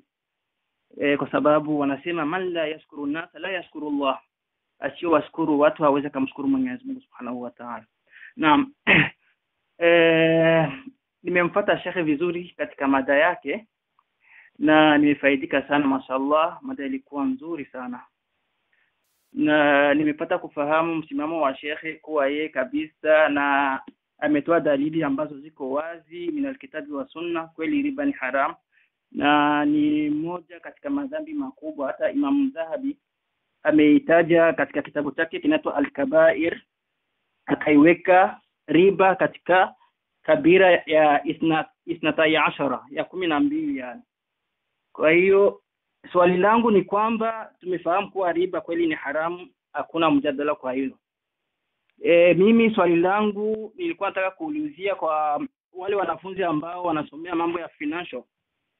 Ikiwa mtu amemaliza masomo yake na akajaliwa kupata kazi katika filbunuki ambazo zinafanya muamala ribawia, je, inajuzu mwanafunzi huyo kuajiriwa katika benki ambayo inatoa mikopo ya riba? Ndio swali langu hilo. Wa alaykum assalam wa rahmatullahi wa barakatuh. Alhamdulillah wassalatu wassalamu ala rasulillah. Haijuzu. Kwa sababu atakuwa miongoni mwa wale makundi yenye Mtume Muhammad sallallahu alaihi wasallam manne alisema, mwenye kusaini, mwenye kuwakilisha, mwenye kushahidilia. Kwa hiyo kwa usalama wa huyu mtu ambaye kwamba amesoma hii finance ni vizuri. Nakumbuka hii Sheikh Taha imenitokea mimi na Sheikh Umar, ni mtu ambaye kwamba tunashirikiana naye sana katika masala hii. Sheikh Umar ambaye yuko katika halaka hapo. Kuna wakati nilipomaliza masomo nilipata kazi ambayo kwamba walikuwa wanalipa pesa nzuri sana, lakini ilikuwa mambo ya life insurance. Okay. Sasa hiyo siku nimekwenda, lakini shaitani ananichezea kwenye kichwa. Anasema unaweza kaichukua tu basi, utakuwa kuna matatizo gani? Lakini na mimi nia kubwa sana kabisa na madhumuni ya kusoma finance ilianzishwa na hilo masala lenyewe la riba. Wakati tunatoka kule Misri ilikuwa ndio mambo ya hii life insurance yanaanza, ambapo kwamba wanaita ta'minul hayat. Sasa nikasoma vitabu nyingi na fatwa za Azhar na nini, basi nikawa nafikiria kwamba kwa sababu yuko mwanachuoni fulani alikuwa Misri, alikuwa anaitwa ni Rayyan. Naam. Huyu mtu alitizama akafanya namna ambayo kwamba alianzisha system ambayo kwamba ilikuwa imekuja kupinga system ambazo kwamba za mfumo wa benki ambapo kwamba inapotumika hivi sasa na benki Islami yenyewe pia vile vile. Naam. Kwa hiyo wa Misri wengi wakawa wamepata faida sana, lakini kwa sababu ya pressure ya nchi za kimagharibi na nini walifanyia nchi na nini, ikabidi yule jamaa afungwe na ikatokea kwamba ile system yake ikaharibika, akapata alikuwa yuko jela amefungwa, akapata kama vile hata attack hivyo, yani credit card yake na nini, akafariki. Sasa nikawa nimeathirika sana na ile. Wakati nikuja hapa nikasema mimi nitasoma finance na mimi nisome na fiqh, alafu nitizame katika fiqh mfumo ambao kwamba naweza nikautoa utakuja kuwa kwamba ni mfumo bora na mfumo sahihi ambao kwamba Waislamu wanaweza kufaidika nao. Lakini ninakuhakikishia ndugu zangu Waislamu kwamba mfumo ambao kwamba Mtume Muhammad sallallahu alaihi wasallam aliacha, dini ya Kiislamu haikuacha kitu. Nilitizama nikakuta kwamba mambo yote yako pale, ni sisi kuchukua vile vile ambavyo kwamba ilipoteremka kutoka kwa Mwenyezi Mungu kupitia kwa njia ya Mtume wetu Muhammad sallallahu alaihi wasallam, na ndio njia sahihi. Sasa wakati ilipofika mimi ile life insurance ile, Sheikh Omar alitoka akaenda kanunua DVD fulani vya Sheikh fulani, huwa napenda sana kumsikiliza, anaitwa Sheikh Imran Hussein. Naam. Basi naye akaja akanikumbusha tena, kama vile unaona wanasema fadhakir, kumbusha. Hakika atakakumbusha watafaidika wale ambao kwamba wenye kukumbuka. Basi akapiga, nilikuwa sina budi isipokuwa hiyo kazi niliacha kabisa, nilikataa kuichukua. Kwa hiyo naweza nikasema mtu akimaliza finance sio vizuri kufanya kwa benki, pako kazi zingine unaweza kuzifanya kinyume na kuja kufanya kwenye finance au kwenye life insurance au zingine. Naam. Asante sana Sheikh wangu, nashukuru sana kuelekea wazi pale hilo. Alhamdulillah, mashallah, nashukuriwa sana. Kila la kheri yani. Assalamu alaykum wa rahmatullahi wa barakatuh. Wa alaykum assalam wa rahmatullahi wa barakatuh. Wa alaykum assalam wa rahmatullahi wa barakatuh. Naam, shukran Sheikh Almasi. Na mimi nathibitisha kwamba hayo ninazungumza ni kweli, tulishirikiana kwa hayo mambo. Inshallah nategemea tumefahamu sote.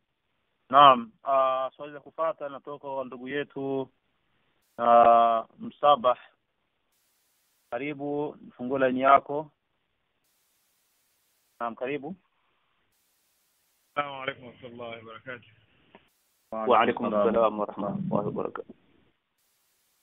Ya kwanza natoa shukrani zangu nyingi sana kwa Sheikh Almasi kwa ukumbusho wake mzuri ambao amejaliwa kushia kwa siku ya leo. Ukumbusho ambao wengi unatushika moja kwa moja kupitia njia nyingi tofauti. Swali langu la leo ni kuhusu mada hiyo ya riba, ila ningependa niweke wazi kutokana na hali maisha ambayo tunaishi ndani yake kwa sasa, ili swali langu liweze kueleweka vizuri. Na swala la dharura katika dini, mfano swala la ulaji wa nguruwe.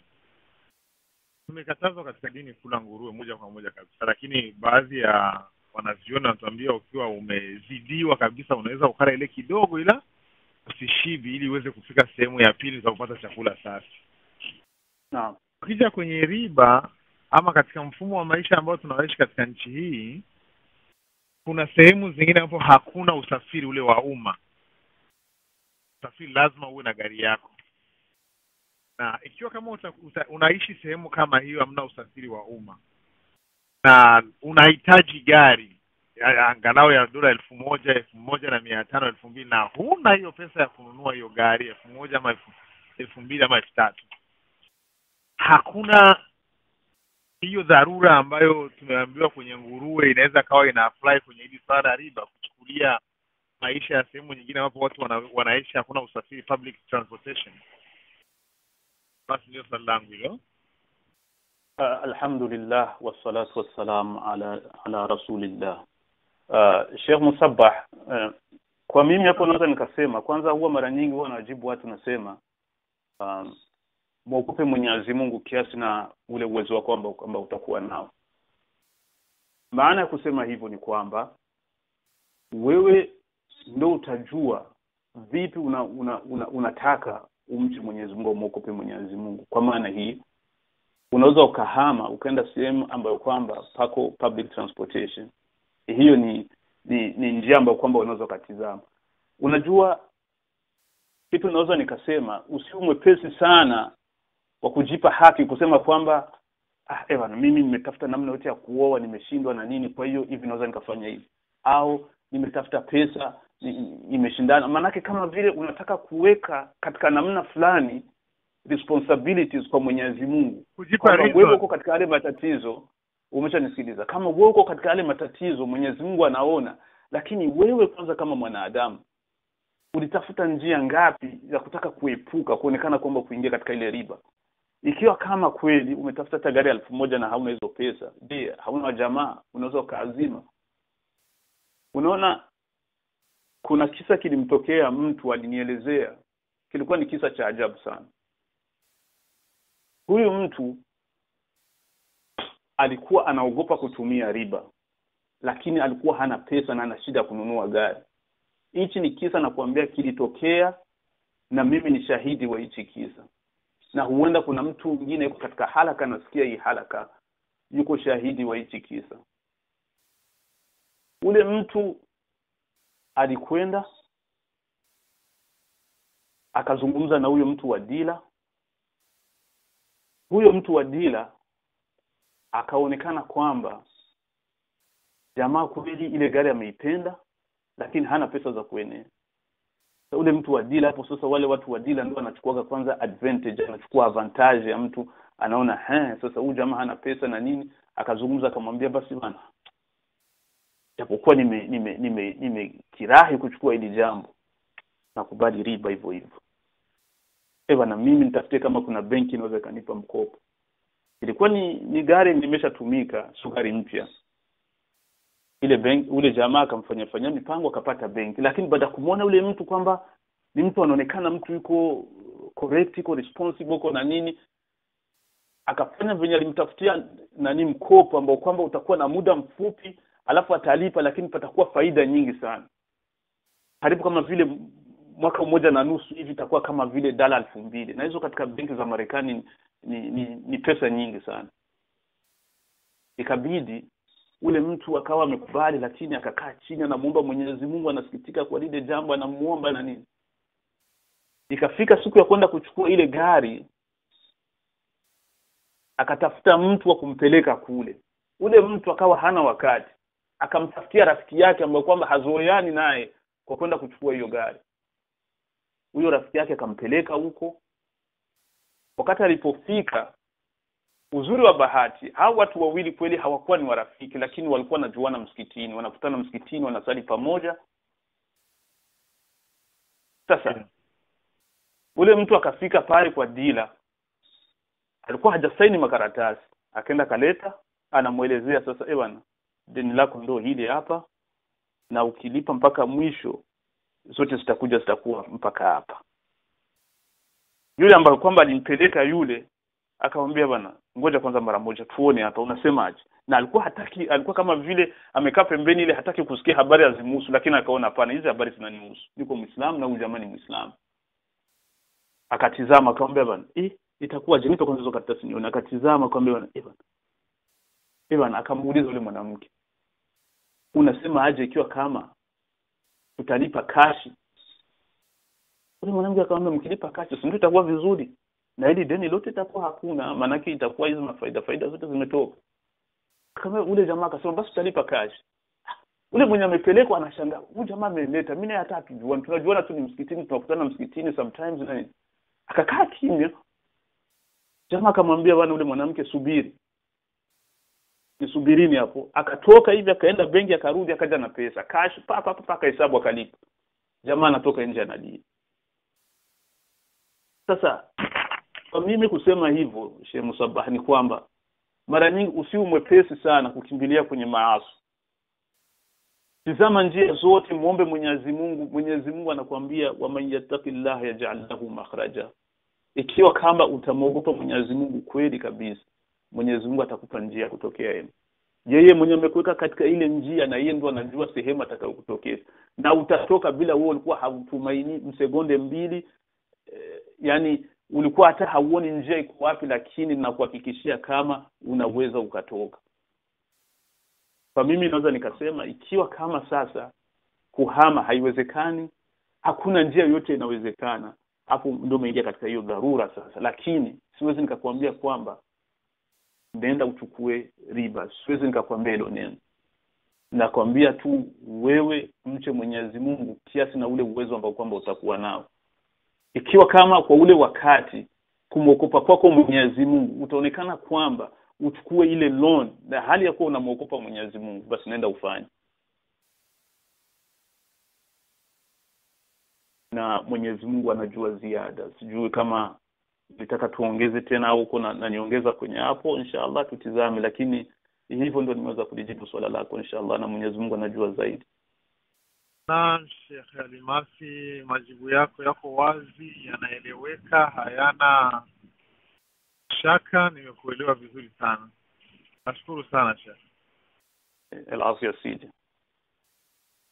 Naam, shukran. Ningependa tu kukumbusha ndugu zangu ambao tuko kwenye line ni kwamba maswali leo ni mengi sana. Tungefanya subira, watu wenye subira tutayajibu au tutafungua line kutokana na jinsi tulivyopokea. Kwa hiyo inshallah tufanye subira.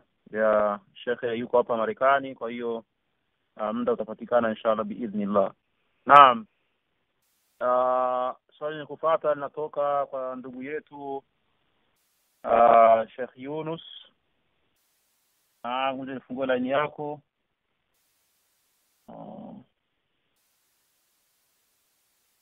Mionzi Yunus. Na bado ngali kwenye line.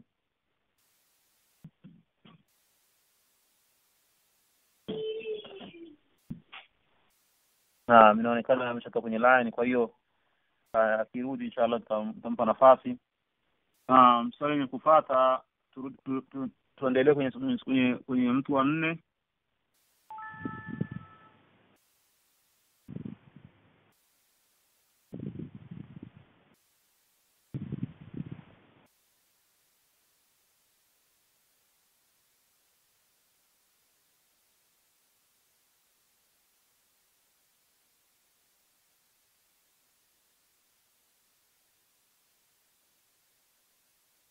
Assalamu alaykum. Sheikh Umar yupo au?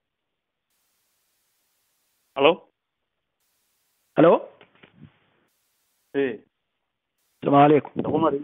Alaykum salaam wa barakatuh. Mimi naona anasema kama siko kwenye line, lakini nilikuwa bado niko kwenye line. Inaonekana amenitoa kwenye line sijui basi kwa hiyo ndio.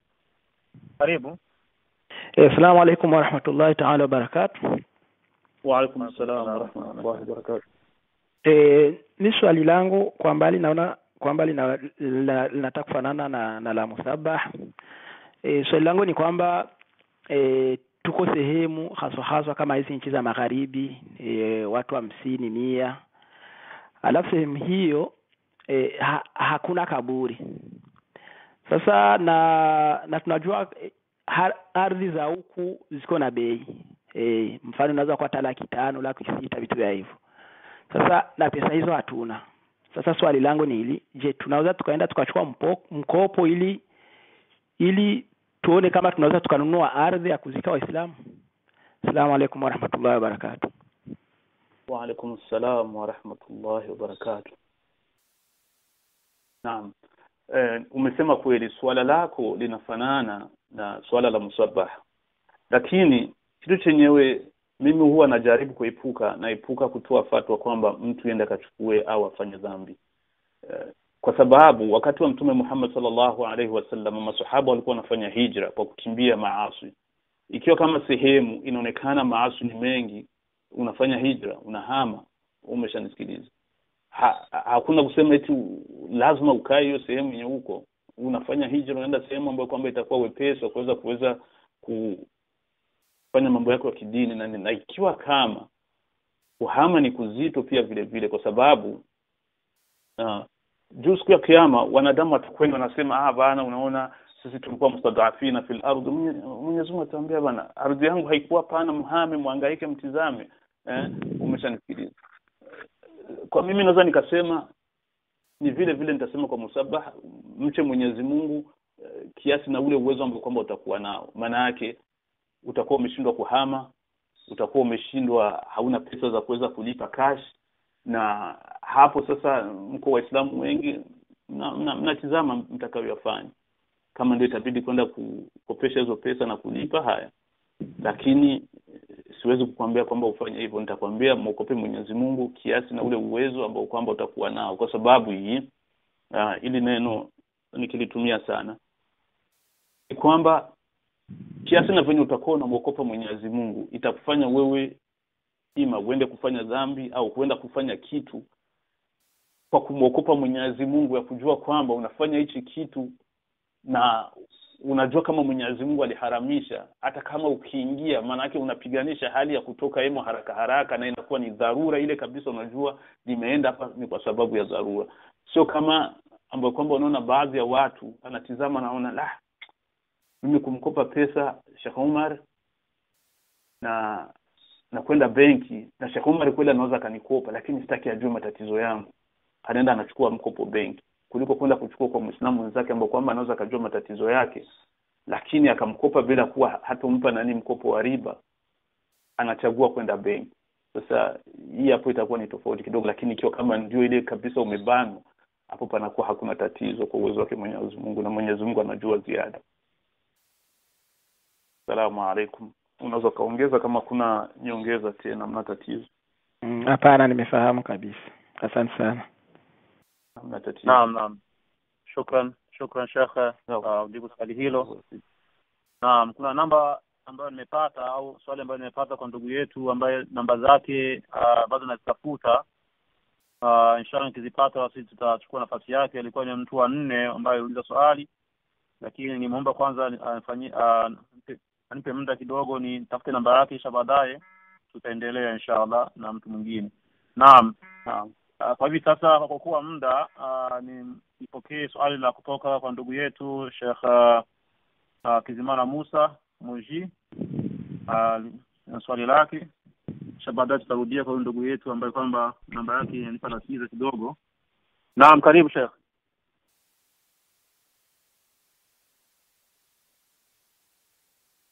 Wa alaykum assalam wa barakatuh. Naam, mimi nitanuia radhi kidogo kwa sababu penye niko njiani na kidogo na hapa nasikilizika sauti kidogo za muziki pamoja na kwa ninatoka pembeni ili nisisikike. Kwanza acha nitoe shukrani kwa dhati kwa Sheikh Almasi kwa mada ambayo amewania kutufikishia. Kwa kifupi ni kwamba mimi na kama swala 2-3 labda niziweke kwa haraka. Nimemsikia mwisho ya kwamba anasema kutumia MoneyGram kuna riba ndani yake, kwa kuwa unapotuma pesa inapokelewa kinyume na zile ambazo nilituma. Maana yake bottom line MoneyGram makosa. Sasa swala langu liko vipi kuhusu Western Union? Kwa sababu Western Union ukitumia Egypt unapokea hizo pesa za madolari. Ukitumia Burundi ni hivyo. Pamoja na kwa Burundi unakupa auction, pana kupokea kwa marundi au kwa madolari. Ukituma Tanzania hauna option isipokuwa utachukua tu ni mashilingi. Na vile vile Uganda ni namna moja. Ziko baadhi ya nchi ukituma pesa kupitia Western Union au MoneyGram unapokea ni pesa za ile nchi. Hapo napo vipi Sheikh, kutokana na mada ambayo umetoa kufikishia? Je, inajuzu kutumia Western Union pamoja na kuwa baadhi ya nchi unapokea pesa ulizotuma au unapokea tofauti? Nashukuru. Labda ningeuliza tu pamoja, alafu ukipata fursa ujibu yenye utaweza, na yale ambao utaona pengine yatachaji muda unaweza inshallah pengine labda siku nyingine. Hamna tatizo. Alafu swala la pili lilikuwa ni kuhusu dua. Nimesikia ya kwamba kama sikufuata vibaya, miongoni mwa dua kutokupanda ni pamoja na kuwa watu wanatumia sana riba, au unaweza kutumia riba kwa kufanya ikawa sababu miongoni mwa sababu za dua zako kutopanga. Lakini nikiangalia naona hawa sio kwa Waislamu makafiri ambao wanamwasi Mungu usiku na mchana na wanakula riba 24 saa, maana saa 24, lakini dua zao mara kwa mara wakiomba wengine wanapanikisha. Hapo vipi napo Sheikh? Labda ungetuwekea hapo uwazi wa mwisho. Na swala la mwisho lilikuwa ni upande wa matusi. Unaweza kuwa na tatizo na mtu kamtukana mmoja pumbafu, wewe akakutukana pumbafu wewe na mama yako na baba yako, vipi hapo napo Sheikh? Na hapo ni riba. Asalamu alaykum wa rahmatullahi wa barakatuh. Wa alaykum assalam wa rahmatullahi wa barakatuh. Naam. Kwanza naweza nikasema kwa kuzizungumza kampuni bizati, kusema Western Union na MoneyGram, naweza kuwa tuseme nilikosea. Niweke sentence vizuri, niseme transaction ambazo kwamba unatuma pesa hapa kutoka hapa Marekani kwenda katika nchi nyingine kinyume na Marekani, wakapewa pesa katika mfumo katika hizo pesa za hiyo nchi ambayo kwamba imepokea, ni riba kutokana na hadithi ya Mtume Muhammad sallallahu alaihi wasallam. Ikiwa kama unatuma pesa kwa dolari, ni lazima kule wachukue kwa dolari. Na ikiwa kama utataka kununua pesa za nchi nyingine kwa dolari, lazima uzinunue yadan biyadi, mkono kwa mkono. Mnabadilishana, unampa. Wakizipitisha njia ya benki kwenda azichukua upande wa pili, hadha la yajuz. Wanachuoni wengi sana wamekataa kabisa kutokana na hii hadithi ya Mtume Muhammad sallallahu alaihi wasallam wakati aliposema milhu na nini na shair sawa bisawa yadan biyad, fa idha ikhtalafat hadhihi al-asnaf fabi'u kaifa shi'tum idha kana yadan biyad, yani muuze kiasi na vile mnavyotaka, lakini iwe kama mkono kwa mkono. Ni kama vile kuuza dhahabu na pesa. Hauwezi ukakopesha dhahabu, unasema bwana nikopesha hii dhahabu nitakulipa $200 kesho kutwa. Hadha la yajuz, haiwezi ikajuzu. Lazima wakati mnapouzishiana, dhahabu imetofautiana na kile kitu chenye mtu ananunua. Kwa hiyo au unakuja unaambia bwana nipe dhahabu nikupe fedha, inajuzu kuuzishiana, lakini lazima iwe mkono kwa mkono. Wakati nakupa na wewe unanipa, sio kwamba eti tuchelewe. Lazima katika majlis al-aqd, katika ile majlis ambayo kwamba mnafanyia kontra. Haya, swala la pili, nafikiri kama nimekufahamu vizuri, umezungumza kwamba katika sababu za dua ambazo kwamba zinafanya dua kutokukubaliwa ni kula riba. Riba ni haram, na mara nyingi nimesema unaweza kwenda mfano kununua nguo umetumia riba alafu unavaa, na hiyo nimetumia kutokana na hadithi ya Arabi yule ambaye kwamba alikuwa anatembea, yuko Asha Akbar, mvumbi nyingi sana na nina na matatizo kibao, anamuomba Mwenyezi Mungu kwamba amtoe katika matatizo, alafu Mtume Muhammad sallallahu alaihi wasallam fa an la yustajabu, yani huyu jamaa anaweza kujibiwa vipi kabisa, ya hali ya kuwa yeye mwenyewe tu yuko pale ni haramu, maana ni bomu wakati wote anaweza karipuka. Na ama kusema kwamba hao ambao kwamba sio Waislamu wanaomba dua wanapata, naweza nikasema kwamba si kweli. Ni hii tunaona mfano kama vile Mtume Muhammad sallallahu alaihi wasallam alizungumza. Hivi nataka kutuweka nje ya mada kidogo, lakini nitagusia tu kidogo. Katika mtihani ambao kwamba Mwenyezi Mungu aliutayarisha katika huko karibu ya kiamu saa ni Dajjal. Mwenyezi Mungu atampa uwezo wa kujua kwenye dhahabu ziko chini ya ardhi, ziko Kongo, ziko wapi, pote anaenda anachukua. Na hii maisha tunaona ambao kwamba wako nayo, si kwamba ni kwa dua zenye wanaomba au ni kwa nani, ni kwa sababu unajua Waislamu, sisi wenyewe kwanza hatuko katika ule msimamo ambao kwamba ni msimamo unastahili Muislamu kuwa yuko, ule ambao kwamba Mtume Muhammad sallallahu alaihi wasallam alisema. Na ndio nitakuzungumza hili katika ile Bank al-Islam, anasema la tabi'anna sunana man kana qablakum. Alizungumza Mtume akatabiri akasema kama tutafata au Waarabu watafata sunna kama za ndugu zao Mayahudi ambao kwamba walikuwa kabla yao, waligeuza Qur'an, waligeuza walifanya ta'wil ya baadhi ya hukumu. Mfano kama vile Mwenyezi Mungu aliwaharamishia kuchukua riba, wenyewe wanafanya ujanja, wanasema hii riba watampa mtu ummi kwao ni mtu ambaye kwamba sio Myahudi, sio kama vile tunavyofahamu kwa Kiarabu kama ummi ni mtu kusoma. So, watampa na Waarabu na wenyewe wanakuja na wenyewe wanatabia sunna na Yahudi, wanakuja wanageuza na wenyewe wanakwambia anaweka Bankul Islam inakuja na yenyewe inaingia katika business ya kuuzisha manyumba, lakini wanakukopesha. Kwa nini wasende karangua nyumba nyingi alafu wakauzisha kutaka watu wafaidike alafu waweke bei zenye wanataka? Lazima uchukue risk. Sasa kwa kufutiza tu kidogo ni kusema kwamba mambo ambayo kwamba yanatufikia sisi Waislamu kwa huu wakati na kuonekana kama hawa ambao kwamba sio Waislamu wenyewe wanafanikiwa sana ni kwa sababu ya madhambi yetu, ni kwa sababu ya makosa yetu sisi wenyewe. Sisi wenyewe wama asabakum min musibatin fabima kasabat aydikum, halikupateni jambo au musiba wowote isipokuwa kwa yale ambayo kwamba mikono yenu imechuma. Wewe ukitizama mwenyewe ukakaa chini kwanza ukajichungua katika maisha yako, ukatizama wakati ambao kwamba au utizame wale watu ambao kwamba pako watu kabisa wanatizama wako katika msimamo, wako katika dini, hauogopi dunia. Alafu ujue pia vile vile Mtume Muhammad sallallahu alaihi wasallam alisema dunia ni pepo ya ambao kwamba wasio kuwa Waislamu. Alafu pia vile vile ni jela ya waaminifu. Sisi hapa kwetu sisi tuko kwenye jela. Kwa sababu gani tuko kwenye jela? Kama vile hapa tayari wameshakwambia riba ni haramu, usigusi kile, usigusi hichi, usifanye hivyo. Wenyewe hawana hiyo. Yeye mfano kama vile hapa mfano naweza nikakupa mfano. His life insurance hii. Kuna mtu anakwenda, kuna mama fulani walimkamatia North Carolina, lakini alikuwa hamia state zingine. Anakwenda kwenye senior citizen, zile manyumba zile za watu wazima, anatafuta kama mzee wa miaka 70 na ngapi 80.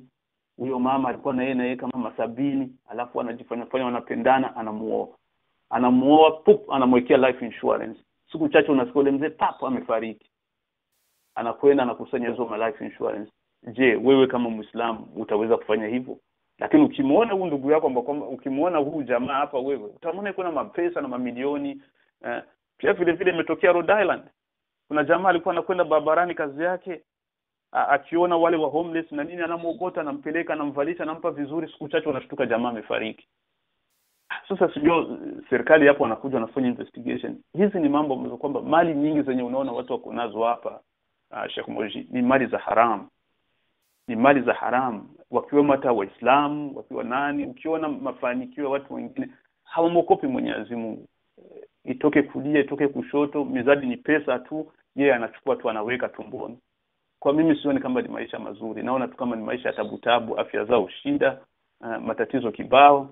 Lakini ndio hivyo tena, Mwenyezi Mungu asaidie, azidi kutupa subira na azidi kutupa uvumilivu mpaka siku ambayo kwamba ameitayarisha tutakutana naye insha Allah.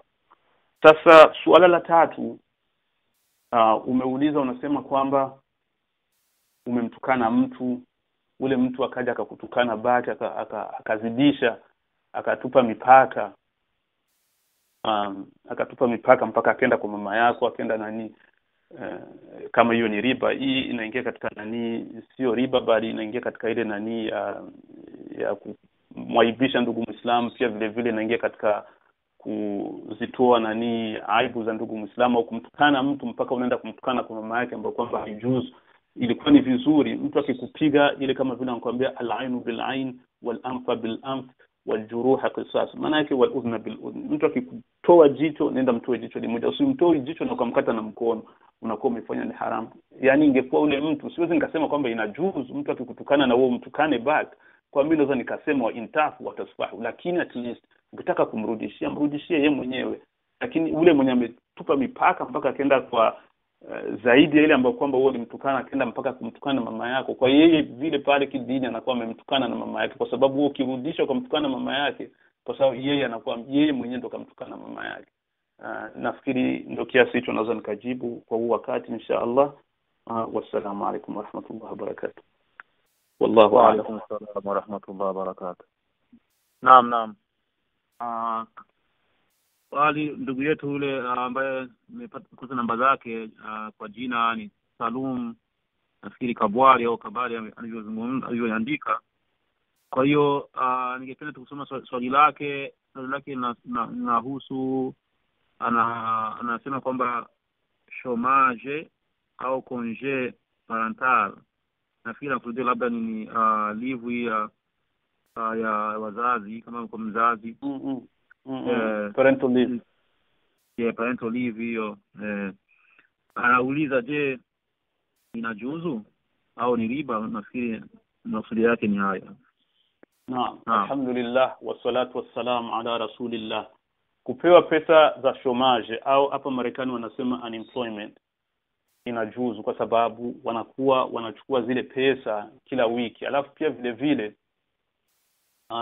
inakuwa ile kazi yako ya zamani ambayo kwamba ulikuwa unatumika kwa hapa Marekani, kuna percentage fulani wanalipa kwa zile pesa zako za unemployment. Na mara nyingi ukitizama kwa hapa Marekani, wakati una apply kwenye unemployment wanakuambiaga kwamba mfano uko na balance ya pesa kadhaa, wanazikadiria mfano seme 20,000, na hapo wanakuonesha kila wiki wewe kwa vile utakuwa unapokea mfano fursa 60. Sasa zikiisha hizi pesa, maana yake pesa zako zimeisha. Ikiwa sasa zenye zitakuja baada ya hapo itakuwa ni msaada wa government, hiyo wala sio riba kwa sababu ni pesa ambazo kwamba alichukua kutoka kwako. Na pia vile vile kampuni yako imelipa, sio riba kwamba ulilipa pesa fulani alafu unafaidika, kwamba wewe uliwakopa alafu wanakulipa. Hiyo ni moja. Alafu kitu cha pili, umesema parental leave. Unaona umeshaita leave ni mapumziko. Maana yake unasema ni kampuni mmekubaliana kwamba kila mtumishi wetu hapa akija, mke wake akijifungua au yeye mwenyewe kama ni mwanamke amejifungua mtoto, kwa hiyo tunampa muda fulani ende akakae nyumbani ili kuweza kutizama yule mtoto wake. Hadha ya juz, inajuzu kwa sababu hamna mkopo wowote wenye huko, bali ni ile contract ambayo kwamba mmesign, yani mapatano ambayo kwamba mmesign na ule mwenzako mfanya kazi. Nafikiri kama ndo ulikuwa nakusudia, basi swala lako ni hivyo. Hii zote zibidi sio riba ndugu Muislamu. Ile chômage ambayo kwamba mnaita kwa Canada inakuwa inajuzu na ni pesa ambazo kwamba wanakurudishia, na pia vile vile kuna ile ambayo kwamba government inakupa kama msaada, sio kwamba inakurudishia kwa sababu wewe uliwapa pesa fulani. Kuna pesa za msaada government inaweza ikakupa, inajuzu pia vile vile. Na kwa hii pia vile vile nachukua fursa ya kukumbuka pia vile vile kuna jambo nilikuwa ninakusudia ningelizungumzia kusikana na tax return. Tax return kuna rishi ndani yake. Kuna mtu mfano unaweza ukawa hauna mtoto au una mtoto mmoja, mtu anakupa mtoto mwingine, unaenda unaongeza kwa sababu upate pesa. Zile pesa ambazo kwamba unazichukua unakuwa umechukua pesa zenye ambazo kwamba ulikuwa hauna haki nazo. Hadha la yajuz. Umesha kwa sababu pia vile vile unakuwa umetumia uongo katika kuchukua zile pesa. Basi ndio hivyo inshallah ndugu Muislamu, tumeweza kujibu hapo na Mwenyezi Mungu anajua zaidi. Wassalamu alaykum wa rahmatullah. Wa alaykum salaam wa rahmatullahi wa barakatuh. Naam Sheikh, shukran, nashukuru. Na pia inshallah muulizaji ambaye ndugu yetu Salum Kabwari amefahamu inshallah. Naam, Salum Kabwari ndugu yangu. Ndugu yako anaweza kuwa ndugu yangu kwa sababu jina la Kabwari au ni familia hiyo. Naam, ningependa kukumbusha tu ni kwamba wasikilizaji wetu kuna wale ambao kwamba hawajui Kifaransa, kidogo ni lugha nzito kwao. Tungejitahidi inshallah kuzungumza Kiswahili au Kiingereza kwa sababu ndio lugha ambazo pengine zinafahamika wote. Naam, ndio na wewe Mswahili inshallah. Naam. Swali ni kufuata natoka kwa ndugu yetu mama wetu Mama Juma. Naam, line yako iko wazi, karibu fadhali.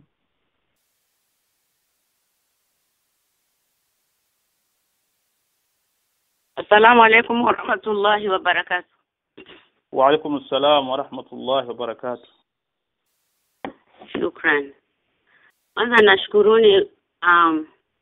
namshukuru shehe wetu kutufafanulia mambo mengi kuhusu riba. Na ndio hapo tulikuwa tunangoja kwa hamu kweli kweli. Naam, bado tunaendelea na maswali. Swali langu na maswali matatu.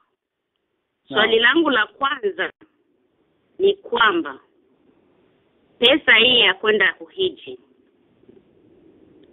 je, haina riba ndani? Kwa sababu naona wamoja wanaenda nchi kadhaa ndio bei rahisi, nchi kadhaa ndio bei rahisi. Basi Lingine swali, hii pesa tena ni hiyo pesa ya kwenda hija. Mtu alifanya biashara, akaweka ile akiba, akawa naweka kidogo kidogo, lakini katika ile biashara ndani yake ilikuwa imo riba. Baada ya hapo imefika hatua ya kukamilisha ile pesa na ameondoka, ameenda hija. Hapo unapaonaje shehe? Lingine la tatu, nimechukua mortgage. Ile mortgage ina riba ndani yake kama ilivyo. Naendelea na ibada zangu kwa jitihada ninazoziweza. Je, hapo unapaonaje kuhusu swala langu la kusali na kuomba Mwenyezi Mungu nisamee kuhusu hiyo mortgage? Ni bado ninaendelea na ile mortgage na ninazidi kulipa ile riba, na pamoja na kuswali na kutoa zaka ndani ya hiyo pesa ya riba. Hapo unapaonaje shehe? Ndio maswali yangu. Assalamu alaykum wa rahmatullahi wa barakatuh. Wa alaykum assalam wa rahmatullahi wa barakatuh. Ndio mama yetu ana masala.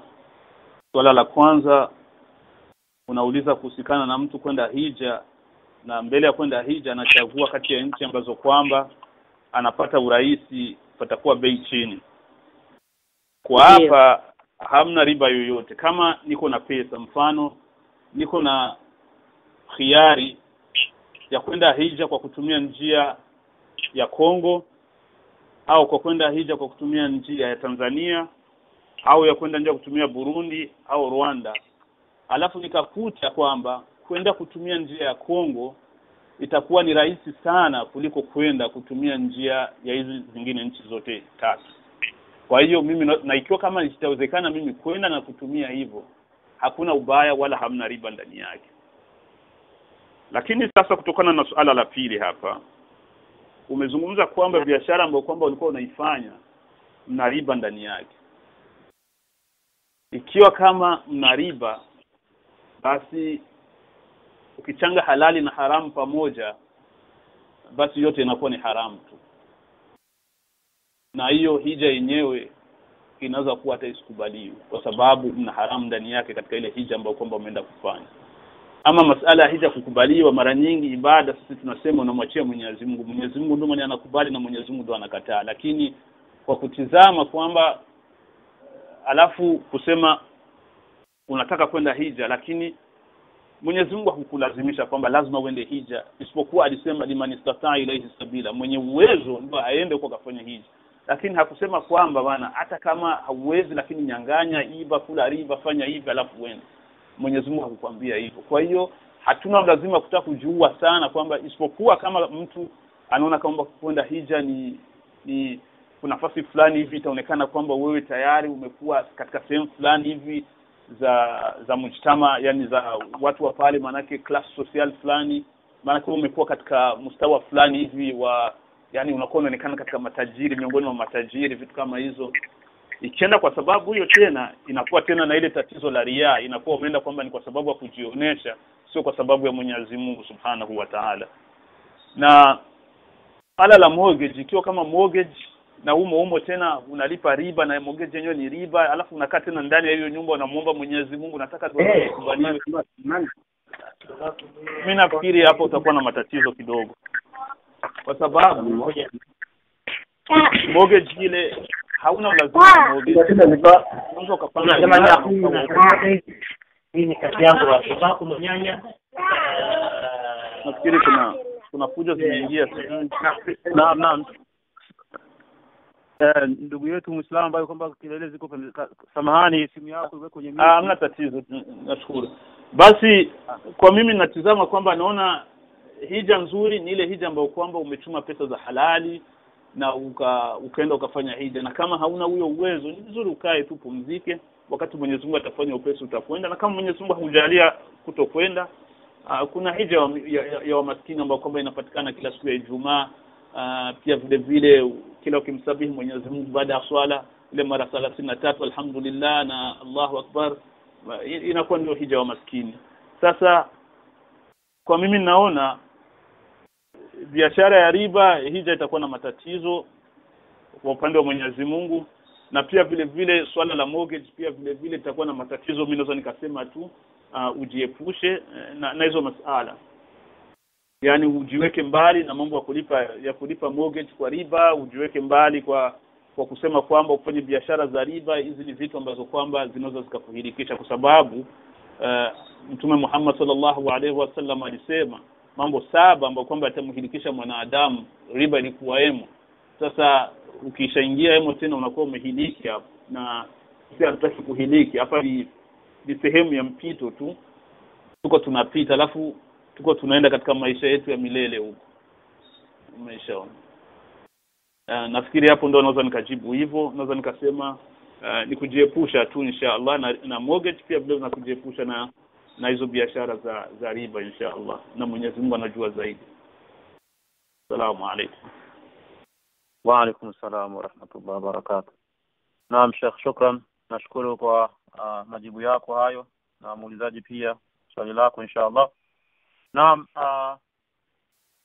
swali la kunikufuata bali sio swali, isipokuwa tu ni mama yetu ambaye kwamba amekuja amechelewa, anasema amechelewa kidogo. Alikuwa anataka kama itawezekana urejee sehemu ambayo kwamba alikuwa akizungumzia bima ya maisha au life insurance.